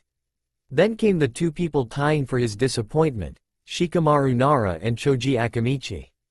The pineapple-haired Nara was supposed to be a lazy genius and the big-boned, swirly-cheeked Akamichi an unstoppable bulldozer. Both were from clans, and only having learned one jutsu each would have been unacceptable in his books if he were a sensei. Though his disappointment ran deeper than usual because it was partially his fault for distracting them from their studies with pulling them in on his pranks. At least they were lesser disappointments than Sakura was. As for their female teammate Ino Yamanaka, well, she's only slightly less pathetic than Sakura, and that's only because she comes from a clan and can use one of her clan's jutsu. Naruto was just about to comment internally on Lee's team. Neji used his Byakugan. Naruto and Kasumi bristled under its gaze. They could sense a demonic trait from the eyes as it sent out an invisible wave of yoki through the air. The Hyuga, Neji I believe is his name, can see us. Naruto commented casually as Kasumi looked slightly put out. My lord, I can sense a demonic aura coming off his eyes. Now that I think about it, all bloodlines may just be demonic in origin. His must allow him the vision of a demon, and right now he's seen us in our chakra, Lord Sesshomaru. Kasumi said surprised, as Naruto just raised an eyebrow. Going his own memories for once, he recalls being taught about the Leaf Village's bloodlines by the third Hokage during one of his visits in his earlier years. So, that is the all-seeing gaze of the Byakugan, huh? You're right Kasumi, and if I had to pick out the scent of his bloodline's demonic aura from my father's memories, it would likely be from some sort of bird demon. Eagle I would say, but a mere lesser demon nonetheless. His clan's vision may outdo our own, however my speed and abilities greatly make up the difference in vision. Your panther demon powers will make you superior to him as well, Kasumi. Naruto said as he settled back into his spot to continue watching the fight. Neji had stopped his Byakugan as he sensed two dark chakras. The first was at least 5 times greater than anyone in the clearing in terms of size and control, but it was still nothing to really worry about. He was sure he could defeat it if he had to. He's a cocky bastard because he's a Hyuga. However, the second one had made him almost go blind from its immensity. The power and the aura of it was like staring into the sun. So bright, but at the same time filled with such darkness and malice. It was complete perfection made real in the aura of one being. Neji didn't know whether to applaud, bow down just to save his and his team's lives, or to be completely overwhelmed by this being with so much power. It was so unreal, like an ocean of blood washing over him the moment his eyes saw it. He knew one thing for sure, if nothing else. This was a being they should avoid at any cost, and yet here he was, so close to them. Like a hungry wolf stalking its prey. Right up until the moment that it strikes and then it's all over. Hopefully when he made his move he would be in a merciful mood. What's the matter Neji? What's wrong? Tenten asked as she had seen the teen's eyes widen and his cautious step backward. His mouth was open in silent horror and shock, and that told her that something was very wrong. Whatever happens in the next few minuets, we must remain calm and not react rashly. It could cost us our lives if we do. Neji whispered to her, as his eyes darted directly to where Naruto and Kasumi were standing in the trees. Before he could go into insanity, he took a deep breath and calmed himself. These people hadn't even attacked them yet, and he was sure that they had been there for a while. If he played things correctly, then he could warn the rest of the Leaf Ninja, and they could all escape while the demonic do preyed upon the sound team. They would just have to come back much later on, after the two in the trees had left, and pick through the bloody remains for the sound team's scroll. Kasumi crosses her arms over her breasts, while huffing in annoyance. Really now, How could those fools not have noticed our presences until just now? And they call themselves ninjas, just pitiful. The brunette said, causing Naruto to glance at her with a small amused smile. Chuckling, the demon lord replies, well, you can't hold humans up to the expectations of demons like ourselves. Also, you have to remember that they've been preoccupied by dealing with the sound genin, as well as the feeling of the demonic energy that Sasuke has been giving off since he woke. Kasumi nods her head at this. Yes, of course you're right, my lord. But such lapses are not permitted in the Hidden Rock Village. Each shinobi and kunoichi is to keep their senses on high alert at all times while outside the mountains surrounding the village. It's what makes most of our ninja think themselves better than the other villages. Naruto just chuckles at this. It seems humanity never changes. Each country's soldiers will always have the belief that they are better than the soldiers of every other country.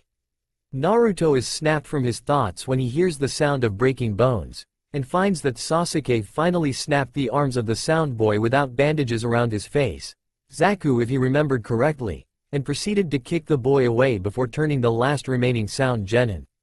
Kasumi tenses. I believe that we've seen enough, don't you, my lord? The Uchiha boy obviously has no control over the power flowing through his veins right now. If we allow him to go any further than this, he may end up not knowing the difference between enemy and ally. Naruto sighs and nods, knowing that the girl is right. You are of course correct, Kasumi. However, I believe it's time that the final member of Team 7 makes his reappearance. I want you to leave. Head to the tower in the center of the forest. I'll meet you there. As he stands to his full height and applies a transformation to make himself appear as he did before his awakening. The demoness nods her head and says, yes, my lord. Good luck. Before she vanishes in a blur of speed, Naruto just chuckles lowly, before hopping down from his spot to the forest floor, ready to play his part, but no longer act the moron. In the clearing, Sasuke leers at the last sound nin, Dosu, looks as if you're the only one left. I really hope you put up more of a challenge than your friend there did. Or maybe I'll just have my way with that girl behind you. Sasuke said, turning his crimson Sharingan eyes on the kunoichi that was just now waking up behind the mummy-looking boy. Dosu makes a choice right then, as he steps aside, walks over and picks up Zaku. If he had to choose only one to save, then it would have to be Zaku, as he was more useful than Kin. She was only placed on their team because they needed a girl. If she was lost, then Lord Orochimaru would simply replace her with another girl, likely one just slightly stronger than Kin. However, they all suddenly heard a rustling from the tree line. Before they heard one distinct set of footsteps coming towards them, and then a new yet familiar voice to the leaf ninja spoke from the tree line. Actually, Sasuke, I think that's enough of the pathetic displays of power and skill for today. Besides, I find it particularly disgraceful to bring a defeated girl into a fight. However, it's also disgraceful to abandon the girl as well, being that she is your comrade, but yet I still cannot decide as to which act is the more despicable one. The calm, yet at the same time dangerous voice washed over the scene as everyone's eyes were drawn to the feral-looking blonde, with 3 whisker-like marks on each cheek. He walked with a power and grace that none of his fellow shinobi had ever seen in him before. He looked as if he was a predator, freshly unleashed from the cage that had held him for years, and was ready to pounce on any prey he could find. All they could do was watch the walk of the new Naruto Uzumaki, and grow more and more confused with each step he took. Each person in the clearing had a different reaction to the blonde teen's sudden appearance. Shikamaru, Choji, and Neji could only wonder where the hell he came from, and why he hadn't appeared sooner. Ino sighed in relief seeing her fellow blonde was okay, as she had been worried about him. He may be an idiot in her opinion, but he was still her friend. Tenten was cautious, ready for Naruto to turn out to be an imposter and have to possible fight for her life. Kin looked into the boy's eyes and could see something that she had never seen in a human being before, a complete change in personality. His blue eyes held an iciness that hadn't been there in the first test, and he looked as if he might kill every person in the clearing if they pissed him off. But there was still that same warmth and kindness from before, and it made her shudder that someone could be such a contradiction after only a few days. Dosu could feel something was off about the blonde, but couldn't quite put his finger on it. Sasuke was uninterested at the reappearance of the so-called Dobi, and just wrote off his new attitude as him trying to seem cool. However, Sakura wasn't silent in her shock. Naruto, you moron. Where the hell have you been? We could have used your help earlier. Naruto's eyes looked to the pink-haired girl, and the glare she received was enough to silence her. Shut up, Haruno. You have no idea the shit I've been through since we were separated by that wind jutsu. You try being swallowed by a giant snake, then having to figure out a way out of said snake, and once you do, having to find somewhere to wash off all the muck and stomach acid from yourself. Then being attacked by a team of rock shinobi who were intent on killing you because you look like the fourth Hokage, don't have a scroll, and want take them to your team, so you're forced to kill them. Then having to deal with 4 more teams that you had to kill, also that you could find your so-called teammates who just abandoned you like trash. Go through all of that and then talk to me. Until then, shut your bitchy mouth. All the Leaf Ninja are surprised by the blonde's verbal attack on his teammate. Never before have they seen him snap at her, not even when she would constantly hit him and berate him. However, here he was snapping at the girl he was supposed to have a crush on. Also, what shocked most of them was the sheer fact that he claimed to have killed 5 other teams on his way there. Sasuke, however, just scoffs at his teammates' words. Yeah right, Dobi, like a weakling, like you could kill 1 team by yourself, let alone 5. No, if you're done being a distraction, it's time for me to finish these sound ninja. Before turning back towards Dosu, who tenses up, preparing for an attack. But it never comes, as the dark-haired Avenger is suddenly doubled over, coughing up spit and holding his stomach, and standing in front of him is Naruto. Just after the Uchiha heir turned back around to face the sound shinobi, the blonde, having enough of being written off as weak by Sasuke, vanished from his spot faster than most could see, and gave his teammate a left hook to the gut, knocking the wind completely out of him, and bringing him to his knees. Naruto turns slightly to Dosu. What the hell are you still doing here? Grab your teammates and go. But leave your scroll. Dosu, deciding not to look a gift horse in the mouth, does just that. He sets their heaven scroll down, picks up Zaku, hefts Kin to her feet, and says, "We will take your most generous offer. But make no mistake, this won't be the last you see of us." And with that he hops off into the forest with his teammates. This doesn't go over so well with the blonde's teammate, as the now recovered Sasuke attempts to kick Naruto in the head while he's distracted. However, the blonde effortlessly catches his leg with one hand, and turns towards him. What the hell do you think you're doing, Sasuke? Attacking a teammate is frowned upon by the Leaf Shinobi Code of Conduct. You'd better have a damn good reason for trying to kick my head off while my back was turned. The Uchiha heir just sneers at his teammate, the curse mark still covering his body. You just cost me my punching bags, Dobi. What right do you have to come in here and get in the middle of my fight? Those were my opponents you let escape. Now I need to blow off some steam, and you seem like the perfect target. Besides, one turn deserves another, after all you attacked me first. The blonde shakes his head and sighs. I attacked you to stop any further bloodshed. The sound genin were defeated and you were just trying to prolong their suffering to feed your ego. But if you think that I'm the same weakling I was yesterday, then you have another thing coming, Uchiha. That power you're using now isn't yours, but you know two can play that game. And with that he tosses the boy away, into a tree. Sasuke rights himself in mid-air and sticks to the side of the tree, before crouching down and preparing to launch himself at Naruto. While said blonde crosses his arms, as red chakra begins to surround him, making his fingernails grow into claws. His whisker marks darken and become more defined, and his canine teeth lengthen slightly, before the red chakra recedes, and when he lowers his clawed hands, they can all see his eyes are now red and slitted. While Naruto has an internal conversation, thanks for the Yoki mother. I promise I'll return it to you in a moment, it won't take me more than a minuet to beat the cocky bastard. Kurami giggles lightly in response. It's fine, Sochi-kun, you never have to thank me. It's a mother's responsibility to help her child in any way she can. Now show that little brat that his monkey marbles are nothing compared to the power of a demon. At a silent signal, the two males of Team 7 launch themselves at each other. As they meet in the center of the clearing, Naruto ducks under the dark-haired boy's left hook, and lands his right one to the boy's cheek, sending him crashing back into the tree he just spring-boarded from, leaving an indent of his body, and having the effect of knocking him out. As Sasuke's unconscious form falls from the tree onto the ground, Naruto's whisker marks, eyes, nails, and teeth go back to normal. Everyone is shocked by the turn of events, however it's Ino who breaks the silence, What the hell was that? Naruto, since when were you so strong? All throughout the academy you were always the weakest guy. Well, second weakest since Shika is the actual weakest. But still, how did you do that? The other blonde just smirks at her in response before walking over and slinging his teammate over his shoulder.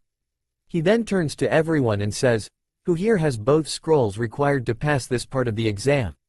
Shikamaru sighs but responds, "It's troublesome, but we have both scrolls." As Neji lifts Rock Lee up off the ground and says, "We'd have our scrolls. But I fail to see where this is relevant." Naruto just ignores this comment, turns and begins to walk towards the tree line, before stopping just before entering the forest proper again. "We have all the scrolls we need as well. I say the 9 of us head to the tower together. That way if we encounter any other teams, we can quickly subdue them and continue on our way. I've had enough of this forest." And with that he heads into the forest, in the direction of the tower in the center. The others standing there are momentarily shocked, none more than Sakura, but they quickly decide to take the blonde boy's advice and go after him. However, they quickly find that no matter how quickly they hop from tree to tree, Naruto continues to stay ahead of them by simply walking. Each person can only continue to wonder at the changes in the blonde. Sakura, however, is the most confused out of all of them. As she continues to follow her teammate towards the tower, she can't help but to think, "What happened to you out there, Naruto? Why have you become so cold and distant to me and Sasuke-kun? Do you really feel like we abandoned you?" "Maybe you're right. All I thought about was Sasuke-kun. Where you were and if you were safe or not, never even crossed my mind. Maybe we have been terrible teammates. No, that idiot is just trying to act cool like Sasuke-kun, thinking that it'll make me go out with him. Well, that's never going to happen. I'll show that moron his proper place once we get to the tower, then everything will go back to normal." Sesshomaru. No matter what thoughts the members of Teams 9, 10, and the 7th of may be having, one thing they all knew for certain is that with the new Naruto around, things were certain to be interesting in the days to come. Meanwhile, at the same time with Anko was awoken from the first peaceful sleep she had in years, by the sound of chirping birds and the brightness of the sun on her face. She groggily sat up, rubbing the sleep out of her eyes and stretching herself like a cat would, as the memories of the day before suddenly came to the forefront of her mind. She instantly sprung to her feet with a kunai in hand, while looking about. Before realizing she was still in the forest, and relaxing suddenly. But then she suddenly tensed up again as she realized that she had slept inside the forest of death. All night, alone. Then the question came to mind, why was she still alive when she knew there were wild tigers close to her area? She hazarded to look around more closely to her surroundings, and noticed that she was much higher up in the tree where she had fought against Orochimaru. In fact, she would say that she was at least 75 meters higher, because she could see the cleared patch below that came from the explosion of her sacrificial jutsu. Now how did I get up here exactly? And why the hell do I feel so good? Anko asked herself aloud as she put her kunai back inside her trench coat, where she got it from originally. In fact, good wasn't quite the right word for how she felt right now. First off, she couldn't feel even a twinge of pain from her curse mark. Secondly, her body felt better than she could ever remember it feeling in her life. In fact, she felt like she was 18 again. For a girl like me, that makes me feel pretty damn young. Anko said, while beginning to cup her breast, and thinking they felt a bit lighter than they had when she did this same thing yesterday morning. Damn, are the girls getting smaller or am I just having a weird dream? The kunoichi nearly yelled as she continued to feel herself up. Wait, no, they're much firmer, almost as if they're perfect. Well, I'll be damned, they do feel perfect. Kukukuku. I can't wait to tell Nai-chan, Yu-chan, and Hana-chan, and rub it in their faces. Anko said excitedly as she bounced her chest up and down to test their buoyancy, but suddenly stopped as she remembered a red-haired guy landing right in front her right before she blacked out. Her eyes narrowed into slits, and her teeth clenched together almost hard enough to crack them, as she began to have all kinds of thought about what he could have done to her while she was unconscious. Then suddenly she calms down, and takes a thinking pose, with her right pointer finger on her bottom lip. However, if he had done something, then why do I still feel the same down there? I mean, if he had done that, then I would feel some pain between my legs, but I don't. I may act like I'm a horny slut, but I've never even had oral with a guy, I'm still a virgin. Anko said as she sat back down on the branch and rubbed at her thighs. They didn't feel at all sore, but her deeper thoughts lingered on the red-haired guy who arrived just in time to keep Orochimaru from killing her with the kusanagi. He saved my life. He must have managed to scare off Orochi-teme, and then healed me up and left me up here where it was safest. He must have been from another village and saw what was going on, and just decided to be kind and help out. The Kunoichi reasoned, as the guy did have an angry aura about him before she went to La La Land. So he saved my ass and then just decided to heal me? Or was it something else?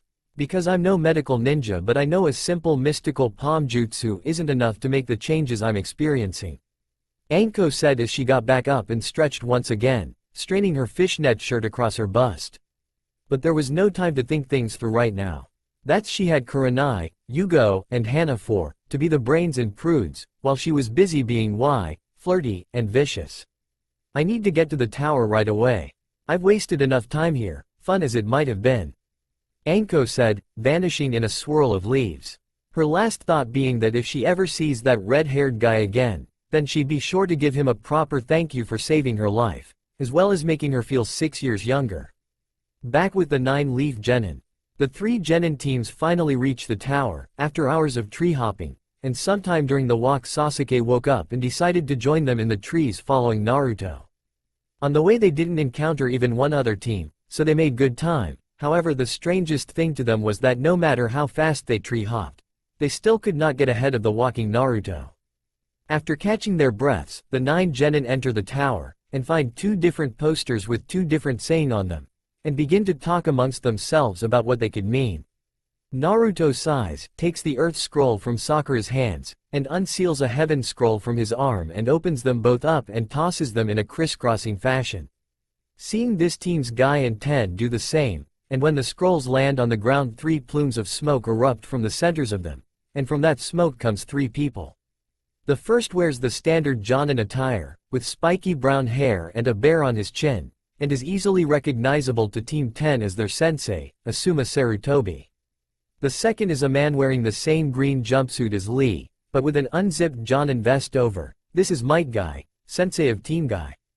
The last makes Naruto smile slightly. It's a man with brown hair done up in a spiky ponytail, with a scar across the bridge of his nose, wearing the standard attire for a leaf shinobi, with a light green Chunin flak jacket. This man's name is Iruka Amino, a teacher at the academy, and one of Naruto's few precious people. The 3 men, seeing all 3 teams together, are slightly confused as the son of the 3rd Hokage voices the questions on all of their minds. Did all of you make it to the tower together? As he takes a drag from his freshly lit cigarette. What, Munch, are you all doing here, Munch, Asuma-sensei? Asks Choji through mouthfuls of a new bag of chips, which he took out of his kunai pouch, finally asking the question on all the genin's minds. Allow me, the leaf's resplendent green beast, Might Guy, to explain it to all of you youthful genin. You see, the test was set up so that when you obtained both scrolls and made it to the tower where you could open them, your Jonin sensei would appear to greet you, and prepare you for the next phase of the exam. The older version of Lee explained with a smile, and surprisingly to the other 2 men, without yelling. Asuma and Iruka looked at the man as if he was sick because of it. However, Sasuke, ever the jackass, just had to put in his 2 ryo worth. That still doesn't explain why you're here instead of Kakashi, Iruka-sensei. The scarred Chunin just rubbed the bridge of his nose in frustration at his former student's blunt statement, and the fact that his attitude hasn't really improved since being put on Team 7. To answer your question, Sasuke, when this portion of the exams started, I volunteered to replace Kakashi for Team 7. I really wanted to see how well you all did. As he looked over all his former students, but his gaze lingering a bit longer on Naruto as he noticed that the blonde looked to be very clean for having spent 2 days inside a place called the Forest of Death. However, he lets it slide as he can tell from the chakra that it's really Naruto standing in front of him.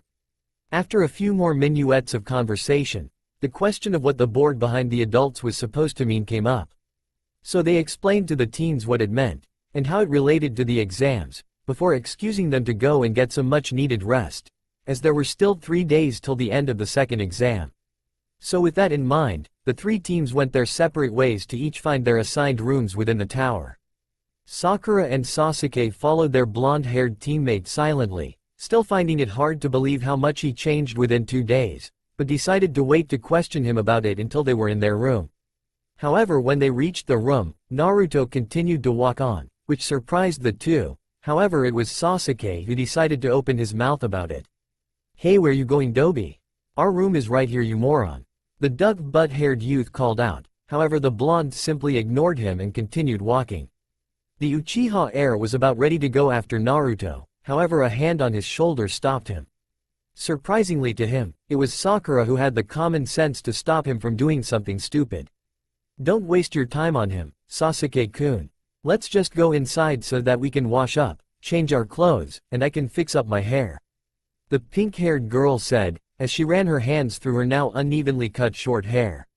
At first her tone started off serious, but then went right back to her usual fangirlish tone at the end, while she proceeded to open the door for the object of her affections.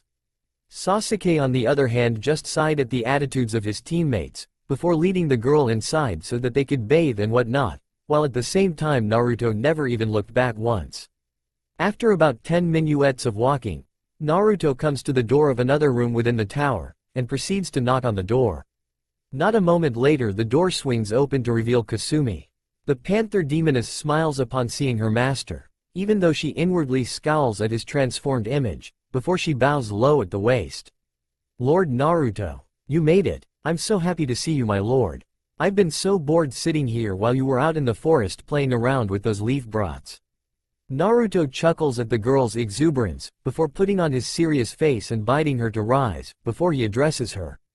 "Kasumi, why do I feel 2 other chakra signatures in the room? What did you do?" This causes the brunette to chuckle nervously, before she bows her head. "Please forgive me, my lord. But I could not enter the tower alone, so I found one of the other teams from Rock. I fought with them, showing them the powers you granted to me by changing me, and gave them the choice to serve you or die. They all swore allegiance to you, my lord. However, the girl presented a problem. One I solved by sealing her in a storage scroll and taking her place on the team under a transformation." Naruto put his hand to his chin in thought for several long minutes, before finally coming to a decision on what to do. "Raise your head, Kasumi. I'm not angry at you, in fact I'm proud of you, for you have found my first human vassals. Later I will have to give them a test of their loyalty, however right now isn't the time. I didn't come looking for you to scold you, I came here for another reason." Kasumi raises her head to look at her lord, and when she looks into her eyes she can see an emotion that she's seen many times before, mostly in the males of the rock village when looking at her, and that emotion is lust. She shivers at that look before, looking deeper and seeing frustration and aggravation as well, before giving him a seductive look. What can this humble servant do for her lord? The blonde growls, as his transformation comes undone, and he leans in next to her left ear. "Don't play games with me. You know what I want, Kasumi. Now get rid of the 2 human boys and see to the needs of your master, just as Toran used to do for my father when none of his mates were around." All the Panther Demoness can do is shiver at the feeling of the Demon Lord's breath on her ear, and nod her head. 10 minuets later the 2 rock shinobi are standing guard outside the door to the room, as the one on the right who has buzzed black hair and a stocky build, turns to the other who has short brown hair and a thin build. "I can't believe we've been relegated to guard duty while they're in there screwing." The thin one turns to his teammate and friend. "I know, but hey, we all have needs, and Lord Naruto looked like he was really in need of a good romp." Though they could have activated that silencing seal before Kasumi-sama's first moan. "I don't know about you, but now I have a raging hard-on." The stocky one nods in agreement with his fellow shinobi before they both just go silent and do as they were ordered to by their new lord and master. About 4 hours later, Naruto and Kasumi come walking out of the room, the redhead straightening his clothing before reapplying his transformation into his former self, while the girl is limping slightly, but has an expression of bliss on her face. Naruto turns to the 2 boys to address them. "You both did well. Now for your next order. When the preliminary rounds begin I want each of you to do your best, but ultimately lose your fights. Your actual female teammate will be given the order to win her fight, so that it doesn't seem suspicious." The 2 boys scowl at this but then nod in agreement with their heads bowed, before he turns to Kasumi. "As for you, Kasumi, I want you to release the girl and give her orders. Then I want you to meet me after the prelims, for we will be having a meeting with the Hokage. where I will be claiming my heritage from my human parents. The blue-haired demoness nods her head, as you command Lord Naruto. But my lord, will you be continuing to go around in that form until the actual third test? I only ask because I do not like the thought of the human filth of this village continuing to think you a weakling.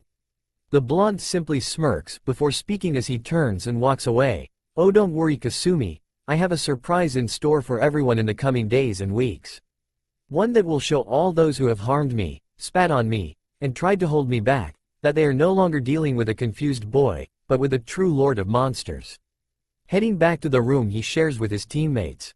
3 days later all the teams who passed the second exam could be found standing in a small arena inside the tower. Out of all the teams that entered the forest, 5 teams from the Leaf, 2 teams from Rock, 1 team from Cloud, 1 from Waterfall, and the team from Sand, all passed. Standing in front of a statue of hands in the hand sign for Ram is the Hokage, along with all the Jonin sensei, and the proctors for the first 2 exams, as well as the elders and another Jonin. Anko steps forward. Alright maggots, listen up. Lord Hokage will now tell you all what these exams are all about. So shut up and listen. Hiruzen Sarutobi steps forward. He is an elderly man of below average stature with gray spiked hair, with a goatee of the same color and dark skin tone. He wears the official uniform of the Hokage, consisting of the customary hat and haori, along with a red, full-length kimono that is tied using a white sash. Thank you Anko. Now as you know these exams are to determine who shall obtain the rank of Chunin.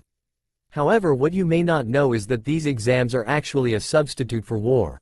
And with that he begins to explain the true purpose of the exams is to showcase each village's strengths to prospective clients as all the teens listen with rapt attention. All except for 4 who look bored. Naruto is one of the people not paying attention, as he began to look around at the other competitors, as he quickly writes off most of them as nothing more than pathetic humans who wouldn't last more than 10 seconds against him. However, 3 catch his attention and all of them kunoichi. The first is from the Sand Village. She has spiky red hair, just a shade darker than his own, which goes down to just below her shoulders. She is a bit on the short side, and petite, with high B to low C cup breasts. She has pale blue-green eyes with black rings around her eyes making her look sort of like a raccoon, and the kanji for love tattooed on the left side of her head. She wears a black shirt with short sleeves that cuts off at the top of her stomach, underneath which can be seen mesh armor, and a black skirt that goes down 3/4 S of her legs, with a slit up both sides for ease of movement, and under that is black spandex shorts, and on her feet is the standard brown tan sandals of her village. She wears a white cloth over her right shoulder and the left side of her hips, and a wide leather band system over the left shoulder and right side of her hips. With this leather band, she carries around a gourd. She also wraps her black forehead protector over the band. This girl is Gaia, one of the 2 daughters of the 4th case cage, and according to Kurami, the Jinchuriki for the one-tailed sand raccoon Shukaku. The second is a kunoichi from Cloud. She has long straight blonde hair that goes to her thighs and is tied taut into 2 tails by bandages at the end, and dark eyes, with high C-cup breasts. She wears a short-sleeved black and purple blouse and black pants, both of which have a design similar to Cloud's on them, purple fingerless gloves and a chain of blue beads wound around her left hand. She also wears the standard Cloud forehead protector, sandals and kunai holster which is strapped to her right thigh. She also wears bandages around her arms and legs, as well as a red belt around her waist. This is Yugito Ni, the Jinchuriki of the 2-tailed demon cat, who according again to his mother, is named Matabi. The last is the only kunoichi from Waterfall Village. She has short, spiky, mint green hair with an orange clip on the right side, and orange eyes, a dark skin tone, and low B-cup breasts. She wears a short sleeveless white midriff shirt with fishnet armor underneath, long white armlets, and fishnet shorts with a short white apron skirt over it. Her forehead protector is worn on her right arm. She also carries a cylindrical object in red wrapping on her back, the purpose of which is unknown. This girl is Fu, the Jinchuriki of the 7-tailed rhinoceros beetle Chome. As Naruto has been observing the 3 girls, they too have been observing each other and him. However, the blonde boy is brought back to the here and now by the coughing of the extra Jonin. The man in question wears the standard attire for a leaf shinobi of Chunin or higher rank, but has his forehead protector worn as a bandana over his short brown hair. Alright everyone, listen up. I will be your proctor for the third exam. My name is Hayate Gecko. From this point on we will be having one-on-one matchups, so you don't need your team to pass the next exam. Now before we begin, is there anyone who would like to pull out for any reason? If so, raise your hand and I'll make a note of your name. At first no one takes up the offer, however soon multiple hands raise, the first of which sends alarm bells off in Naruto's mind. The person in question is an older teen, with silver gray hair that is in a short ponytail in the back. He wears glasses and is dressed in a purple outfit which is shared by his teammates, and leaf headband around his forehead. His name is Kabuto Yakushi, and what sets off the alarm bells in Naruto's mind are the fact that he can sense that the boy has plenty of chakra, but more than that he can smell the familiar scent of Orochimaru on the boy. Proctor-san, I'd like to bow out. I just don't have the chakra needed for this part of the exam. Also, I'm still suffering from an injury I sustained out in the forest. Hayate looks over his list before finding the boy's name, Kabuto Yakushi, right? Okay, I've marked you off, you may leave. Be sure to have that wound checked with the medics. Anyone else? The hand of one of Fu's male teammates goes up, as he says that his reason for not competing is poisoning he received while in the forest. After marking the boy off, the proctor waits another 5 minuets to see if anyone else is going to drop out, and when no one does he nods. Alright, since the rest of you here have decided to move on, let me explain what's going to happen. Now we are going to hold a preliminary round, and before anyone asks why, the reason for this is the number of participants that passed the first 2 exams. I can only guess that they weren't tough enough. You have to keep in mind that many dignitaries from all around the elemental nations will be coming to witness the third exam, and they only have a certain amount of time they can be in the leaf. So as not to drag on time, cuts must be made. With this he signals to Anko, who speaks into an earpiece and tells someone to bring something up. After a moment a portion of the wall near the statue opens up to reveal a screen. Now this screen behind me will choose 2 names at random. Those 2 participants will stay here on the arena floor while the rest of you head up to the balcony with your Jonin-sensei. Because there are 28 of you, that means that we will be having 14 random fights to cut your numbers down to 14 overall. That means that the final fight card will have 7 first-round battles. Now as with the second exam, killing is allowed. However, I as proctor reserve to stop a fight if I feel that it is going too far. Do you all understand this? All the genin nod their heads at this, except Naruto, who just stares on him passively. Seeing that they all get it, the man signals for the screen to start. After a full minuet, the names finally stop to show. Sasuke Uchiha of Leaf versus Bakutsuchi of Rock. With this everyone leaves the floor except the 2 named boys. Sasuke glares at Naruto as he walks past him, still somewhat angry about his utter defeat at the blonde's hand in the forest. Before he turns his gaze upon his opponent for this fight, Bakutsuchi is a rather tall young man, looking to be about 2 to 3 years older than Sasuke is, standing at nearly 6 feet in height, and built like a swimmer, with lean, corded muscle meant for speed as well as power. He has short, unkempt, dirty blonde hair, gray eyes, and a scar across his left cheek. He wears the standard reddish-brown bodysuit of Rock Village, with his forehead protector worn on his right arm like a badge. After the floor is cleared, Hayate asks the 2 remaining boys if they're ready. When both give him nods, he lifts up his hand. Alright, first preliminary match, Sasuke Uchiha versus Bakutsuchi. Begin, as he brings his hand down in a chopping motion before hopping away. Sasuke begins the match by tossing some shuriken at the rock shinobi. However, the older boy just takes out a kunai and blocks them all, before he tosses the knife at the Uchiha heir and runs towards the boy. Sasuke dodges the kunai, and just barely manages to block a right hook from his opponent, before trying a punch to the stomach of his own. Bakutsuchi blocks that before kneeing the younger boy in the gut, doubling him over and then landing a kick to the boy's chin, sending him flying back 5 feet. Sasuke rights himself mid-air and slides on his feet before coming to a stop. He wipes some spit from his chin as the other boy smirks and decides to taunt him. Is that all the power of the last Uchiha? If so, then it's pathetic.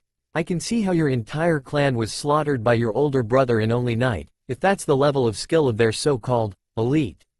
I could almost feel sorry for your village if you're one of their brightest prospects, if it weren't for the fact that I hate this village and I'd much rather fight the 4th Hokage look-alike. These words anger every Leaf Ninja present, except for said fourth Hokage look-alike, Naruto, who only looks bored.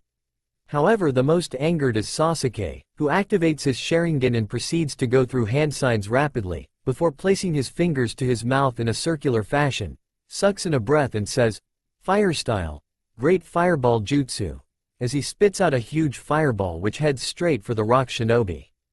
Bakatsuchi just smirks before going through his own hand signs, and slams his hands on the ground while yelling out, Earth style wall," as a large wall of rock rises from the arena floor in front of him. The fireball hits the wall and explodes, sending up a cloud of smoke and obscuring the two from everyone else. Up in the stands, Sakura and Ino can be heard cheering Sasuke on, while Naruto just shakes his head, idiot, acting so rashly and wasting a great deal of chakra just because of a few words of insult towards his dead family. He's still so childish. This gets the attention of Kakashi, who since being told what happened in the forest, and the changes of the blonde, has been keeping a close eye on his sensei's only son. Don't be so harsh on him, Naruto. It wasn't long ago that you would have reacted much worse than Sasuke if someone insulted one of your precious people. For Sasuke, any insult to his dead clan is an insult to his honor as the sole survivor of the Uchiha. The blonde just shakes his head as he turns back to watch the match. Back down on the floor, the smoke clears to show that Bakatsuchi's wall held strong, as the boy smirks behind it and yells out, "See, what did I say? Weak just like the rest of the pathetic Leaf Village. I think it's about time I stopped playing with you and finished this fight." With that, he allows the wall to drop, only to find Sasuke not standing across from him. As he looks around for the younger teen, his senses suddenly go haywire, but before he can react, he is hit in the chin by a rising kick, which sends him high into the air. Sasuke appears behind him in mid-air, shocking all the members of Team Guy, especially Lee and Guy himself. Incredible. That's the shadow of the dancing leaf technique. To think he was able to copy it just from watching me do it once. He truly is a prodigy in the springtime of his youth, screams out Lee. However, Naruto just scoffs at this and sneers. It figures that he would take someone else's hard work and use it for his own ends. When it comes down to it, he's just like the rest of his clan, a copycat. For a so-called prodigy, you would think he'd come up with his own move to finish up the fight. I mean, I'm supposed to be the dead last, but I'm able to come up with original moves and battle plans on the fly. It just shows how pathetic Sasuke is. This comment causes Sakura to scowl and get the urge to hit her blonde teammate. However, remembering what he did to Sasuke in the forest, she holds back and just glares at him. While Kakashi sighs at Naruto's new attitude while secretly agreeing with him on Sasuke's actions right now. The rest of the Jonin sensei all nod in agreement to the blonde's words. Back with the two fighters, Sasuke proceeds to punch the older boy in the back, then kicks him twice, first the left side, then the right, and then he ends the combo by flipping over his opponent and lands a heel kick to his stomach as they drop to the ground. Lion's combo. He announces as his kick to the stomach causes the older boy to hit the ground with such force it makes a crater, and has the side effect of knocking him unconscious. Sasuke hops away from Bakatsuchi as Hinata comes over to confirm the boy is out, and once he does, he announces, "Winner, Sasuke Uchiha." Most of the Leaf Ninja give the boy a small round of applause, except for Sakura and Ino, who are loudly declaring that they knew their Sasuke-kun would win. The other teams are all silent. However, the two rock teams, especially Bakatsuchi's team, are scowling. As Sasuke makes his way back to his team, and Bakatsuchi is taken away by medics, the board lights up again, and flashes through names, before finally landing on two. Sakura Haruno of Leaf versus Yugito Ni of Cloud. After the two names appear, Hinata calls for the two kunoichi to come down to the floor. Sakura walks down with confidence, thinking that she's going to beat the crap out of the cloud bitch and show Sasuke her strength. Yugito appears in a lightning body flicker and looks over her younger opponent, before instantly writing her off as a fangirl, sighing, and deciding to end the fight the moment it begins. The sickly proctor coughs into his hand before asking if both are ready, and after receiving affirmative nods from both, chops the air, begin, and jumps away. Sakura starts things off by tossing a bunch of shuriken at the older blonde girl. However, Yugito merely dodges them with ease. However, it was a feint as the pink-haired girl rushes her while weaving hand signs before two more Sakuras appear, each with a kunai in hand. Yugito easily sees through the illusionary clones, and moves faster than the pink-haired girl can see and backhands her, sending her flying 20 feet to land on the ground on her back. The speed of the Cloud Kunoichi impresses many there, and most of those watching know that Sakura has no chance. However, it's a certain blonde demon lord who voices what's on everyone's minds, as they watch Sakura stand back to her feet shakily.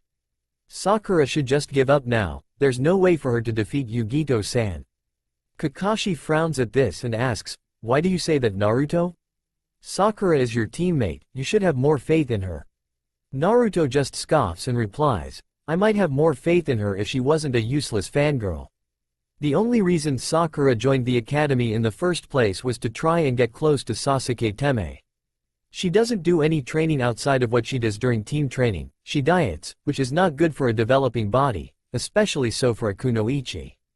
Plus all she has in her arsenal of jutsu are the Academy 3, as well as the Academy Taijutsu style which is meant to be built upon. She's going to lose, it's a fact." The boy's words, while harsh, are agreed with by everyone, especially the serious kunoichi in the arena, and makes Ino happy that she asked her father for extra training outside of her team training. Back on the floor, Yugito begins to walk towards her younger opponent, but stops 5 feet from her, sighs, puts her hand on her hip and says, "I have to agree with your cute teammate on everything he said. I pegged you as a fangirl the moment I laid eyes on you, and knew right away that this wasn't even going to be a fight. You are an insult to every woman who calls herself a kunoichi. Being a kunoichi isn't about impressing some boy, it's about projecting the image of a strong, independent, self-reliant woman. However, I'm feeling merciful today, so I'll give you this one chance to surrender and think about why it is you're a kunoichi. Take it, because if you don't, I will hurt you badly." Sakura, however, doesn't take these words well, in fact she takes offense to them, and proceeds to take out 2 kunai, holding them in reverse grip, with a sneer on her face.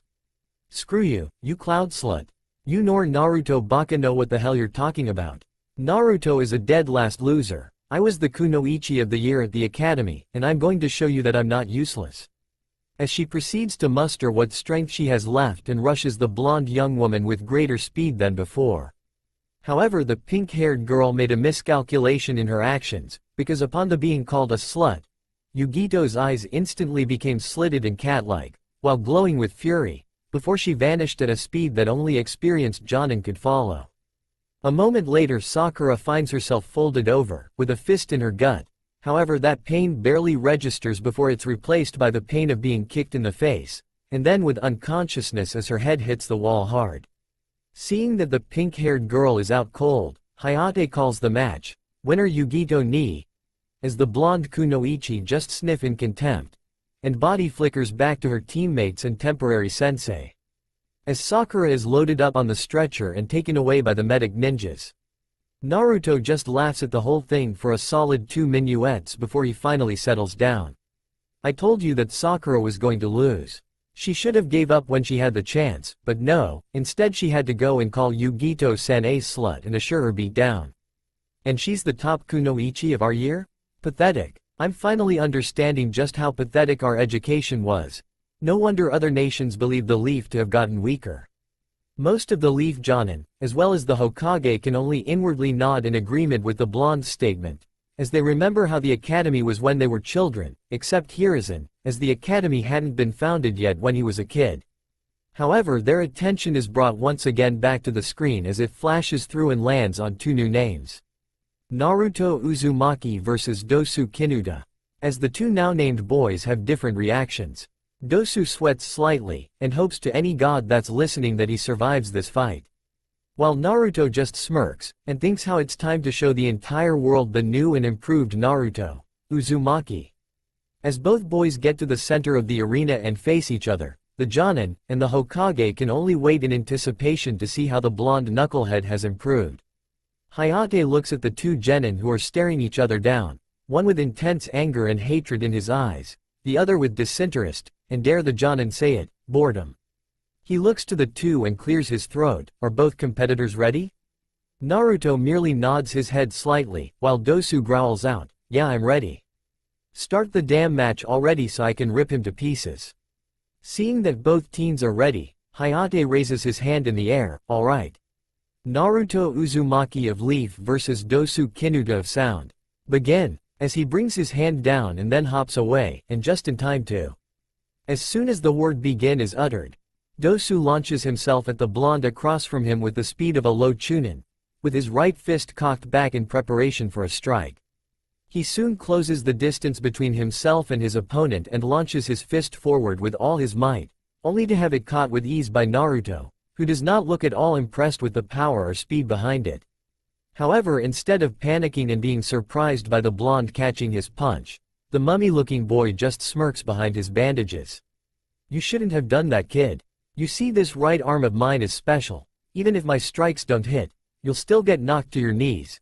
And to demonstrate this, he proceeds to flick his forearm with his other hand, and after a moment Naruto wobbles slightly, before he quickly kicks the other teen 20 feet away, then falls to one knee holding his ears sightly.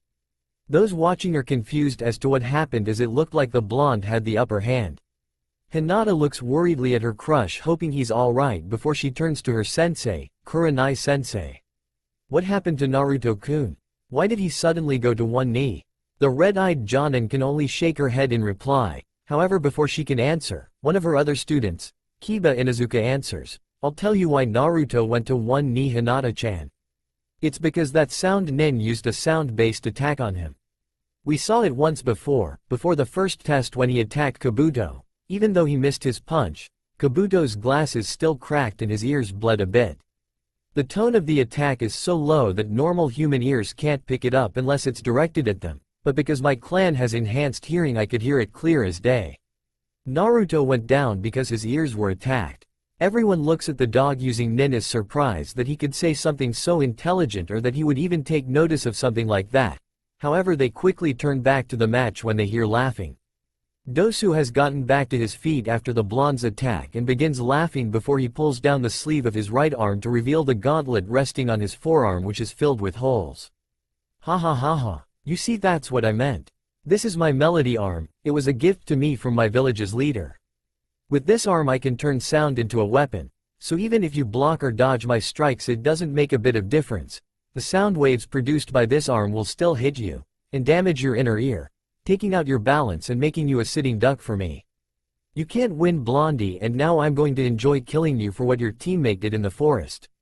With that, he rushes Naruto again, attempting to hit him while he's on his knee. However, when he swings the melody arm at the blonde's head, his fist goes right through him as if he isn't even there. A moment later, the image he just hit vanishes and his left side erupts in pain and he goes flying and crashing into one of the arena walls. When he gets up again, holding his now broken ribs, he sees the blonde standing where he was just launched from with his right leg extended. Naruto lowers his leg and looks to the other teen with continued disinterest. I know all about your little trick, you worm. I saw you use it against Lee in the forest. However, I'd let it slip my mind because I found it to be insignificant. But I suppose that was foolish on my part, a mistake I will not make a second time. I think it's time to show you exactly what you're dealing with, and just how much of an insignificant speck you are when compared to myself. With that, he makes the hand sign for what everyone recognizes as releasing a technique, and is enveloped in smoke. Suddenly a heavy pressure envelops the tower, and begins to weigh down on all present. All the genin, with the exceptions of Yugito, Gaia, and Fu, go to their knees, while all the jonin begin to sweat slightly from it. Then everyone, especially the Hokage, Anko, a disguised Orochimaru, and Team 7 watch in awe, as the smoke clears, because when it has finally dissipated, it reveals not the Naruto everyone knows, but in his place a man, with long blood-red hair, with silver streaks through it that goes down to the back of his thighs. He has red eyes with slit pupils, elf-like ears, a purple crescent moon on his forehead, 3 thick purple marks on each cheek, and a slightly effeminate face but with great masculinity to it. He wears all white clothing, with dark orange designs, and pointed boots. Over his torso he has on armor with a spiked shoulder pauldron over his right shoulder, and over his left is what looks like 2 red furs that flow behind him. At his waist sits 3 swords, which the seasoned ninja in attendance can feel are flowing with power. And he stands at 5 feet 8, which is actually taller than the Hokage. The red-headed man cracks his neck, then flexes his hands, popping his knuckles in the same manner as his father and uncle, before he looks at Dosu with his piercing red eyes. He then speaks in a deep, silky voice, filled with authority and power. That feels much better. I can't begin to tell you how tired I was getting of being in that form again. Now allow me to properly introduce myself. I am Lord Naruto Sesshomaru Yoko Inuyasha, Demon Lord of the Western Lands, son of Lord Sesshomaru Inuyasha and Lady Kurami Yoko. But above all else I am your executioner. Everyone is shocked by this, except Anko, who is excited to see her savior and licks her lips at the sight of how Adonis-like he looks. None is more shocked than Hiruzen Sarutobi, as he now realizes that the pressure everyone is feeling is coming from the now reed head and is similar in manner to the nine-tailed fox, yet at the same time different, and can't help but to wonder what happened to his surrogate grandson in the forest. While a disguised Orochimaru is fuming that the man who fought him toe-to-toe was in fact the Kyuubi brat all along. However, Dosu has a different reaction to this and just chuckles. You think a transformation jutsu is going to help you beat me? You're out of your league here, kid. Now die, as he rushes the demon lord. However, faster than anyone below Jonin level can see, Naruto is behind the sound genin, with his right arm firmly extended and what appears to be a string of light coming from his fingers. A moment later, Dosu's right arm up to the elbow falls to the floor, spurting blood everywhere, as the sound genin screams in pain. The redhead looks back at the boy with apathy, as he dismisses his whip of light. You seem to take great pride and joy in that right forearm of yours.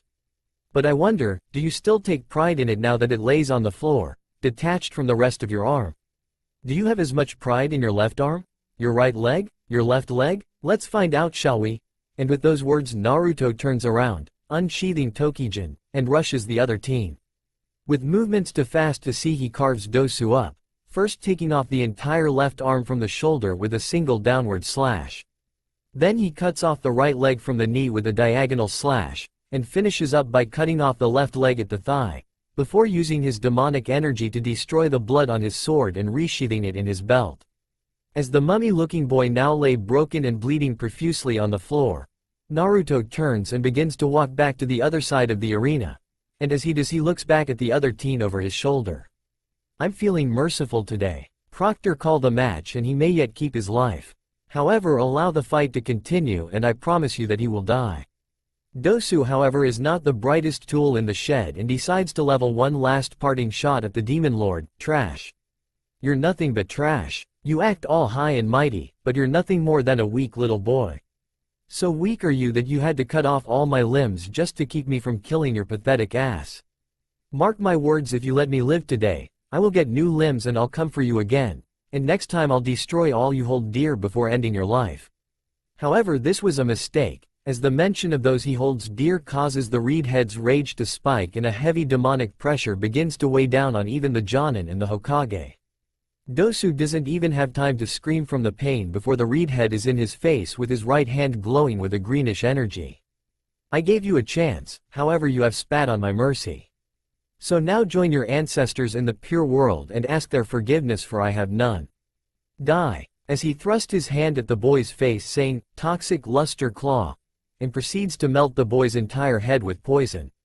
The body falls limply to the ground and everyone in the arena can only look on in wonder, awe, horror, interest, and in the case of a few females, lust. Naruto begins to walk back toward the balcony as the pressure starts to subside, and Hayate comes to his senses and calls the match.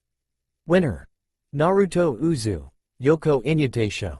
However, there is no applause for the red-haired demon lord, only silence.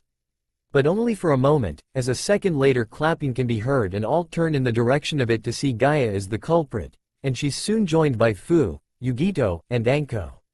When Naruto reaches his team, it's to see different emotions in their eyes and on their faces. Sakura is disgusted and fearful of him at the same time because of how he basically tortured his opponent before ending his life. Sasuke has a look of jealousy and greed in his eyes, as he's thinking about how he can acquire the redhead's power for himself to kill his brother. Kakashi has a look of both caution and regret in his lone visible eye.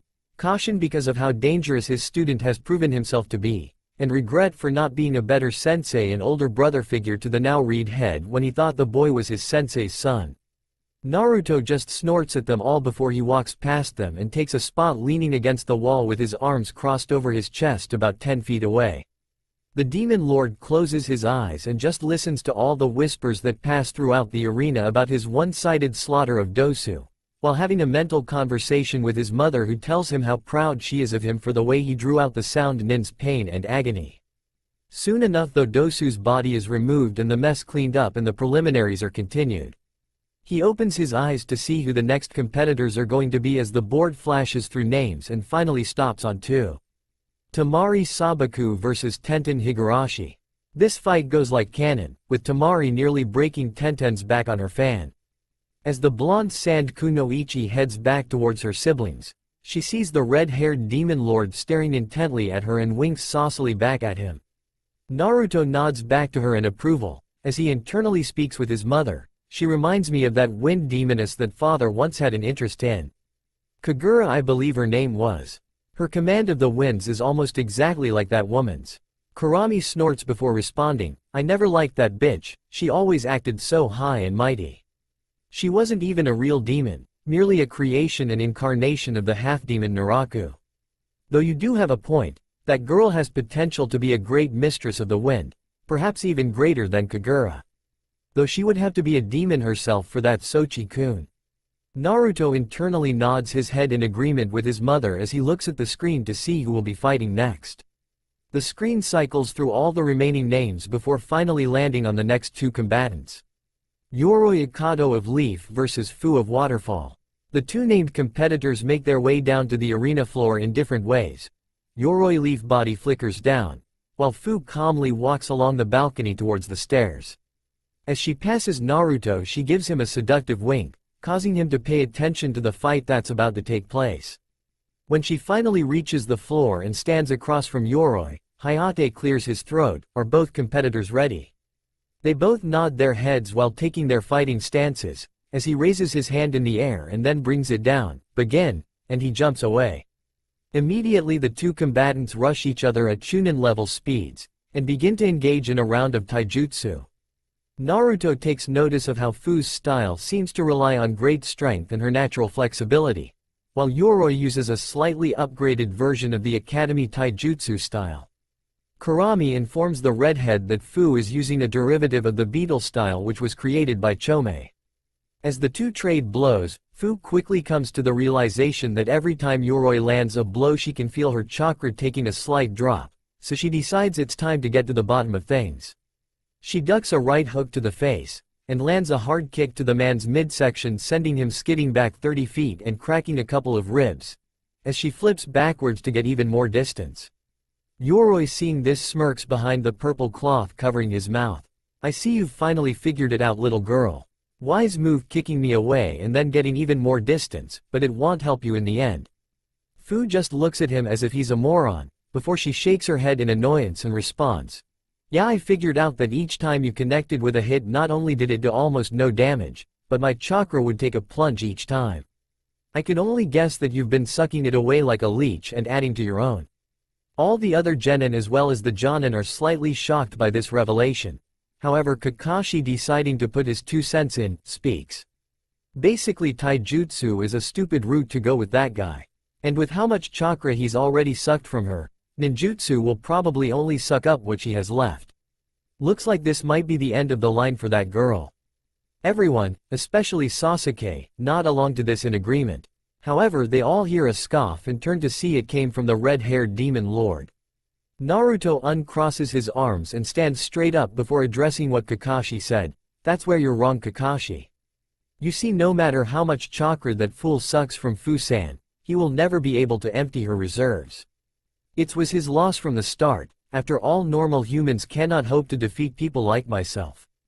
As he clams up after this and goes back to watching the match, all the Leaf Jonin, as well as the Hokage, instantly understand what he means. Fu is a Jinchuriki as well.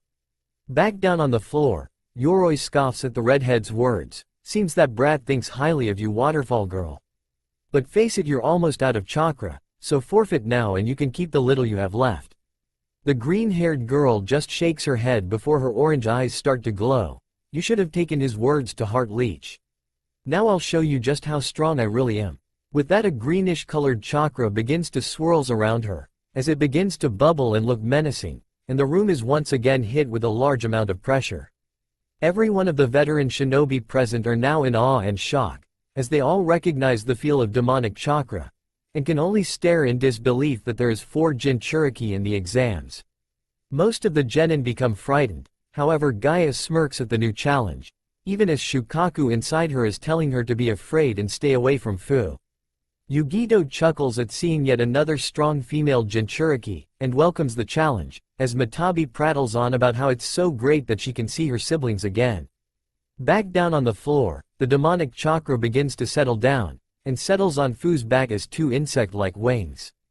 The green-haired girl just smirks before the wings start to flap, and soon enough she rockets up into the air, doing a couple of laps around the ceiling, before stopping and hovering mid-air above Yoroi.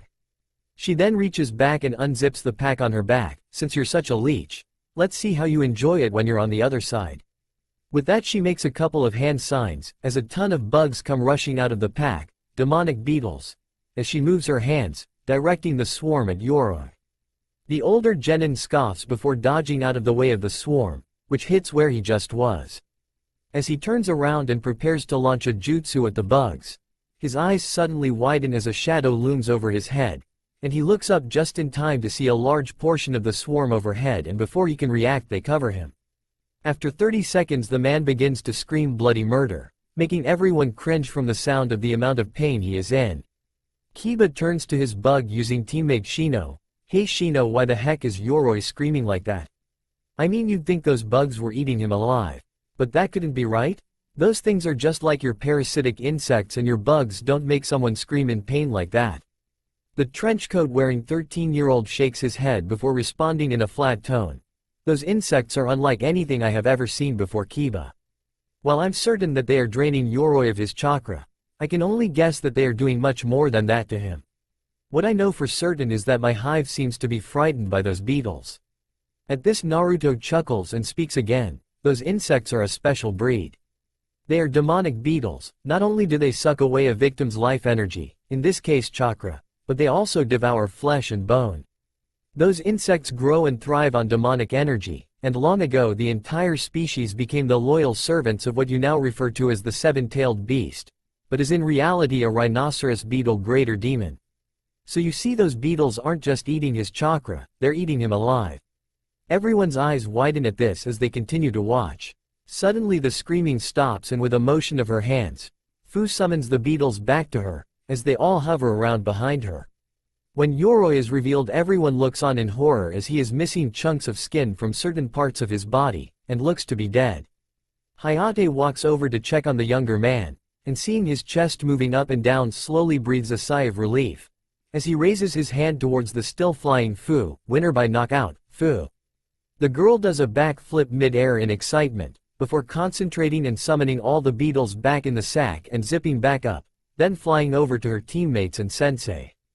Naruto begins to clap, showing his approval of how quickly and ruthlessly the girl took out her opponent, and hearing and seeing him clap makes her blush, while her teammates and sensei just looks at her with veiled disgust. Hayate calls in the medics to get Yoroi out of the arena and to the hospital. When that is done, the board lights up and starts to go through names again.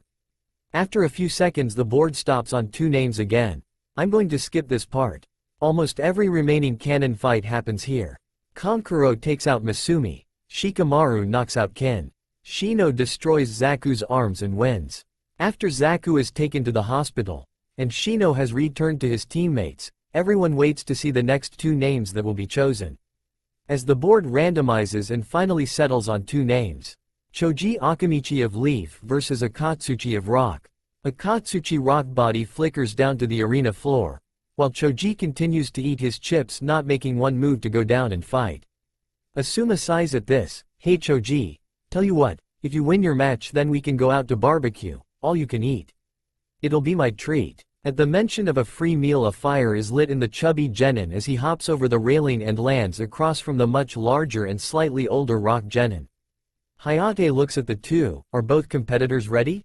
He gets an affirmative nod from Akatsuchi, and a clenched fist from Choji in response, so he brings his hand up before bringing it back down. Begin!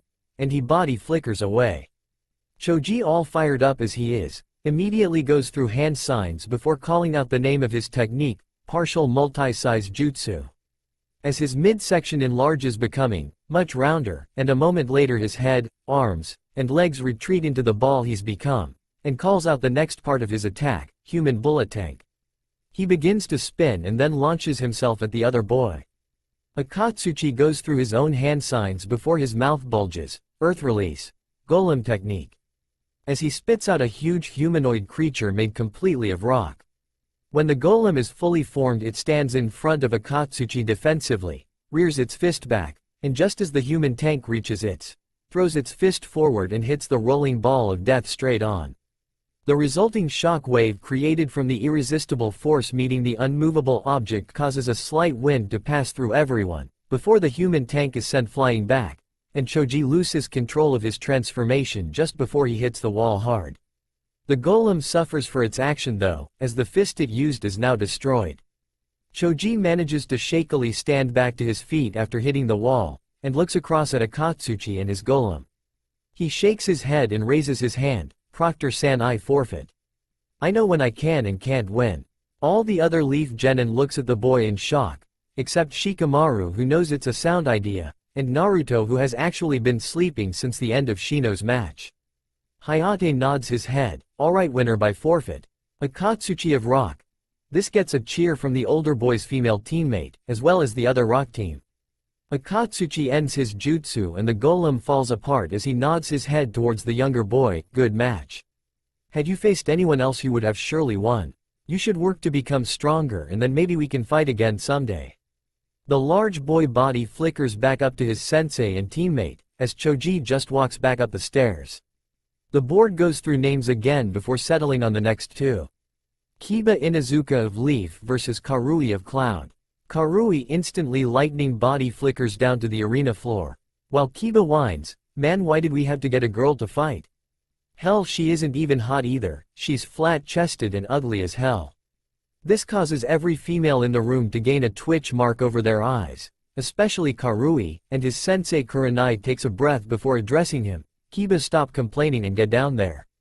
The dog Nin nods his head and hops over the railing with his puppy Akamaru on his head, landing on the ground in a crouch before standing and walking to the center of the room. Hayate looks at the two, and seeing the looks of rage on the face of the Cloud Kunoichi can only inwardly pray for Kiba. Stupid kid. I kind of pity him, but it's better he learn about feminine fury now rather than later. Coming out of his thoughts, he clears his throat. Are both competitors ready? Getting nods from both. Then let this match begin. He then body flickers away, standing next to his girlfriend who is in full Anbu gear to watch the beatdown about to begin. Kiba just shakes his head sadly before turning to Akamaru. You sit this one out, boy. I'll beat her on my own. It won't take me more than a few minutes, after all it's only a weak girl. Akamaru barks at his friend and master in warning, but is ignored, so he just goes and sits near the wall. Karui however finally blows her stack. A weak girl. Weak girl? I'll show you who's weak, you East, EGOTSITCAL, LITTL boy. She proceeds to unsheath her sword and rush the boy faster than he can keep up with, her sword covered in lightning as she yells out, Cloud style. Front beheading. As she is in his face in moments and swigs her sword, slashing him across the chest, as proceeds to go past him and stops behind him. A moment later, Kiba's chest spurts a little blood as his eyes roll up into the back of his head and he falls to the ground unconscious. However, Karui isn't finished. She sheaths her sword, walks over and begins to kick her knocked out opponent over and over again in the sides, back, stomach, and finishes with a swift kick to his balls. At this point, Hayate reappears on the floor, the winner by knockout Karui of Cloud. The reed-haired girl body flickers back up to her team, where Yugito pats her on the shoulder and tells her she was justified. The medics come in to take Kiba away, and his teammates can only shake their heads at his stupidity, as Akamaru just makes his way back to them. The board then goes through more names.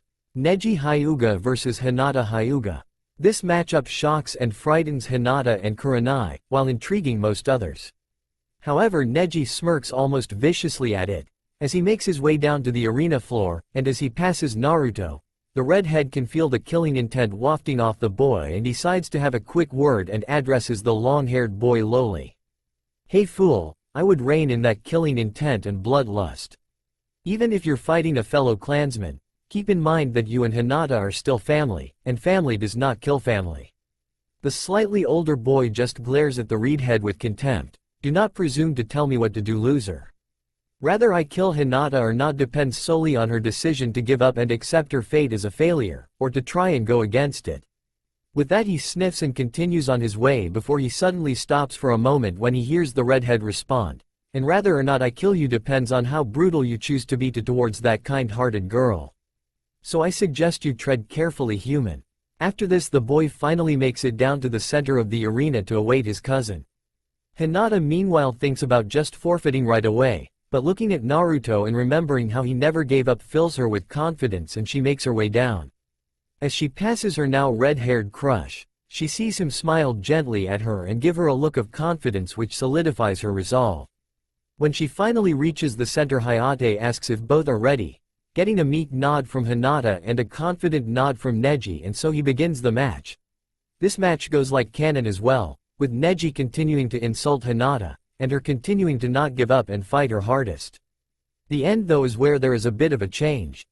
When Hinata, who is spitting up blood and holding her chest, refuses to give up even in her condition, Neji sees red and goes to finish the fight by killing her. Not willing to allow that to happen, the Jonin sensei of the leaf move to intercept. However, they are a split second late, as flesh meets flesh and Neji lands a blow. However, what has everyone's eyes widening is that the blow didn't land on Hinata, but rather the red-haired demon lord, as Naruto is standing in front of the Hyuga heiress protectively, while also holding on to the wrist of Neji's hand that hit his chest. Naruto looks down at the brow-haired teen with a sneer, pathetic. Continuing to attack your cousin when she can no longer defend herself, an imp demon has more honor than you do. Neji, at first surprised, quickly gets over that as he is surrounded by all the sensei including his own who is giving him a disapproving look, and responds, "TCH. More favoritism for the main branch. Release me dead last, or so help me I will make your heart explode." Naruto however increases the pressure on the boy's wrist, and everyone can hear his bones creak from it, before he retorts, "Favoritism you say? No, not favoritism, the sensei are here to save your pathetic life. What do you think Hiyashi Hyuga would do to a lowly branch house member who killed his eldest daughter? No, they are here to save your life, not Hinata's. As for you making my heart explode, you don't have the strength for that." With that he releases the boy's wrist, throwing him back into the chest of Asuma. Naruto then turns and picks up Hinata bridal style and begins to walk off, as Hayate announces. Because of interference on the part of Hinata Hyuga, the winner of the match is Neji Hyuga.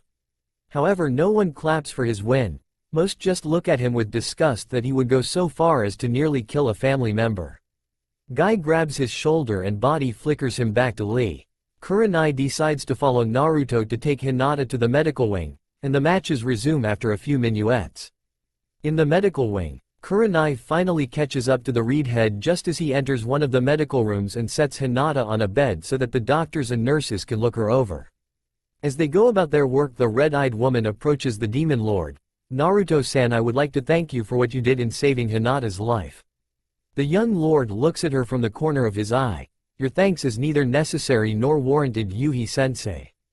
I hate to see family trying to kill each other, as my own family has a long history of such a thing between my father and uncle. What I did out of selfishness and pride, but also a little out of care. Hinata is a good girl and did not deserve to die." The dark-haired woman nods her head at this, before moving to stand in front of him and look him in the eye. "Still, you have my thanks. Hinata is more to me than a student. She is like the younger sister I never had. So I say this with all honesty, thank you, Naruto."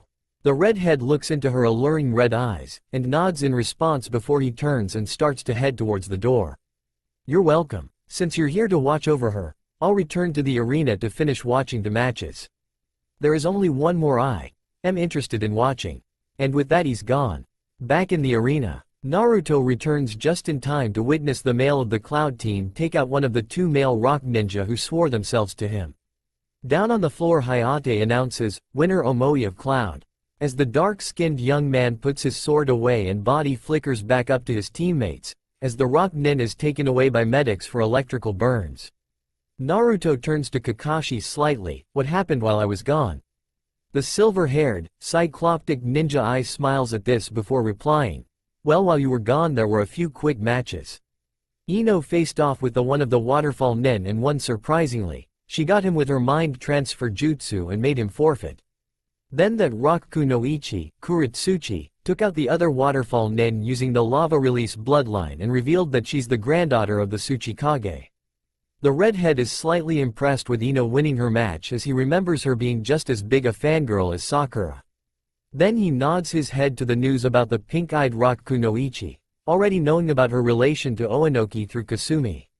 As he listens to the rest of what his sensei is saying. Then was the match that just happened. Omoi of Cloud defeated Ichinos of Rock. All that's left now are Gaia of Sand, Rock Lee, and 2 more Rock Ninja. At this Naruto nods his head before he replies, "Good, then I haven't missed anything important." As he goes back to where he was before stopping Neji, leans against the wall, and folds his arms over his chest. The board flashes through names again before stopping on 2 of the finale 4. Ayaka of Rock versus Hachiro of Rock. The 2 Rock teammates are slightly shocked at this but at the same time looking forward to it, and they smirk at each other before making their way down to the floor and standing across from one another. Hayate looks to them both and asks, "Are both fighters ready?" Both nod in response as he brings his hand down, "Begin," and vanishes. The 2 start things off by throwing shuriken and kunai at each other, however the sharp weapons of death clang of each other, so they change tact and rush, beginning to engage in a round of taijutsu. Unknown to anyone except for Naruto, the 2 are having a whispered conversation. As Ayaka deflects a punch she says, "Remember what our lord said, Hachiro. You are supposed to lose, but make it look good. I think that after our little hand-to-hand exchange here we go through a few jutsu, before I flash you a little of my chest to distract you and hit you with a mud bullet and take you out." The stocky boy grunts in response while ducking a high kick from her, before he replies, "Yeah, that sounds good, and it's a win-win situation, because you get to win the match and I get a sneak peek of those beautiful breasts of yours." As he gives a slight perverted grin at the thought, causing the girl to actually hit him in the stomach with a double kick and sends him stumbling back. After they're separated, the brown-haired girl says loud enough for everyone to hear, "This is getting up nowhere, Hachiro. Let's see who has the better jutsu." As she begins to go through hand signs, the boy recovers and responds, "I can assure you it will be me, Ayaka." As he begins to go through his own hand signs, the 2 finish at the same time as the girl creates wolves made of rock that rush at the boy as he creates a bear made of stone, and the 2 jutsu meet in the center. The bear has the advantage at first, taking out 2 out of the pack of 6 right away, but eventually it becomes more even as more wolves disappear, until only 1 wolf remains, and in the end the 2 creatures destroy each other, leaving the 2 nin breathing heavily from using 2 such chakra-taxing jutsu, and those watching impressed with the level of elemental manipulation the 2 genin can use. After catching their breath, they enact their plan, as Ayaka, in a ploy to try and release the heat from her body, stretches out the neckline of her shirt and mesh under armor, giving her teammate a good view of her C-cup breasts. As the boy ogles the girl's chest and starts giggling perversely, she makes a few quick hand signs before bending backwards somewhat as her cheeks puff up and she can be heard saying, "Earth release. Mud bullets." As she spits out 3 large balls of hard mud. So distracted by having seen some of the girl's chest, Hachiro is unable to react in time and is hit dead on by the mud bullets, sending him tumbling through the air, covered in mud. He lands on the ground flat on his face and is knocked out cold, still with the perverted smile on his face. Seeing this, Hayate appears, and making sure the boy is out, says, "Winner by Ko Ayaka of Rock." The males watching can only either shake their heads at their fellow males' perverseness or only think about how nice the girl's chest was. As the females chuckle at their fellow girl's use of her feminine wilds to win her match.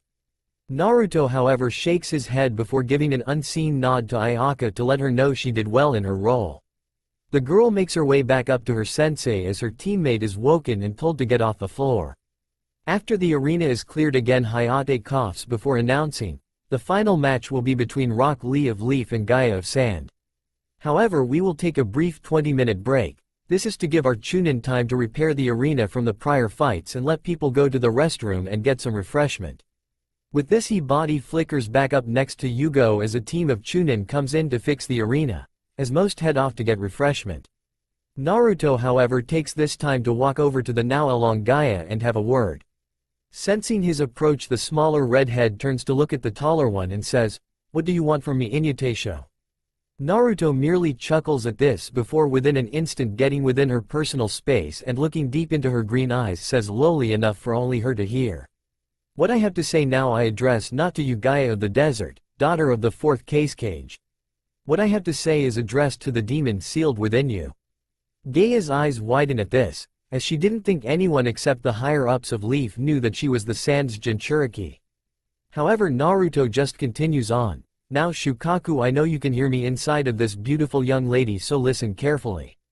I will allow Gaia to have her fun and to sat the lust for blood you have given her. However, I will not allow either of you to kill my comrades, so when fighting Lee, no matter how much he may back you into a corner you will not kill or maim him." At this he begins to let some of his demonic energy seep out and into the body of Gaia before he continues on. "If you disobey my conditions then I promise you more pain than you could ever imagine, Raccoon. This I promise on my honor as the Lord of the West." With his piece said he reins his demonic energy back in and steps back from his fellow redhead and smiles at her. "I wish you luck in your coming match, Gaia-chan." He turns and heads back over to where his teams has been standing to await the return of Sasuke and Kakashi. He misses look of both fear and lust in the eyes of the Sand Kunoichi at the power he just displayed, as well as the slight blush on her cheeks at his calling her Gaia-chan. She also feels a shift within Shukaku, as the beast's voice begins to become more feminine as it screams at her at first to steer clear of the other redhead and then delves into talk about what a great ass he has and jumping him as soon as possible, confusing her greatly. After 10 minuets the teams begin to return, as Tamari notices her little sister staring intently at the red-haired leaf ninja. Kakashi and Sasuke find Naruto in the same position they left him, that is to say leaning against the wall with his eyes closed and his arms crossed. And they've brought back a now partially healed Sakura with them. Kurenai returns to Shino's side to finish watching the prelims and smiles in Naruto's direction real quick, while Asuma just chuckles at how laid back the red-haired teen is, reminding him a bit of himself. 10 minuets later Hayate is back in the center of the prelim arena. "Alright, the intermission is over. Will Gaia of Sand and Rock Lee of Leaf please come down to the floor?" As he says this Gaia appears in a sand body flicker ready to go, as Lee yells excitedly about how it's his turn and he's going to prove he can be a splendid ninja with taijutsu alone, ending it by jumping down to the floor and standing opposite his opponent. Hayate looks at the two combatants and says, "Are both competitors ready?" Receiving an apathetic look and simple nod from the reed-haired girl, while Lee gives him a thumbs up and twinkling smile, "Yosh. I am ready to show the springtime of my youth." Hayate notes their responses, as he looks at both in equal measure and knowing that this is it, with this last match the matchups for the actual third round will be decided. He replies, "Then let the final match of the preliminary rounds begin." That's all for now. If you want to see next part, then please like this video and subscribe my channel. Thank you.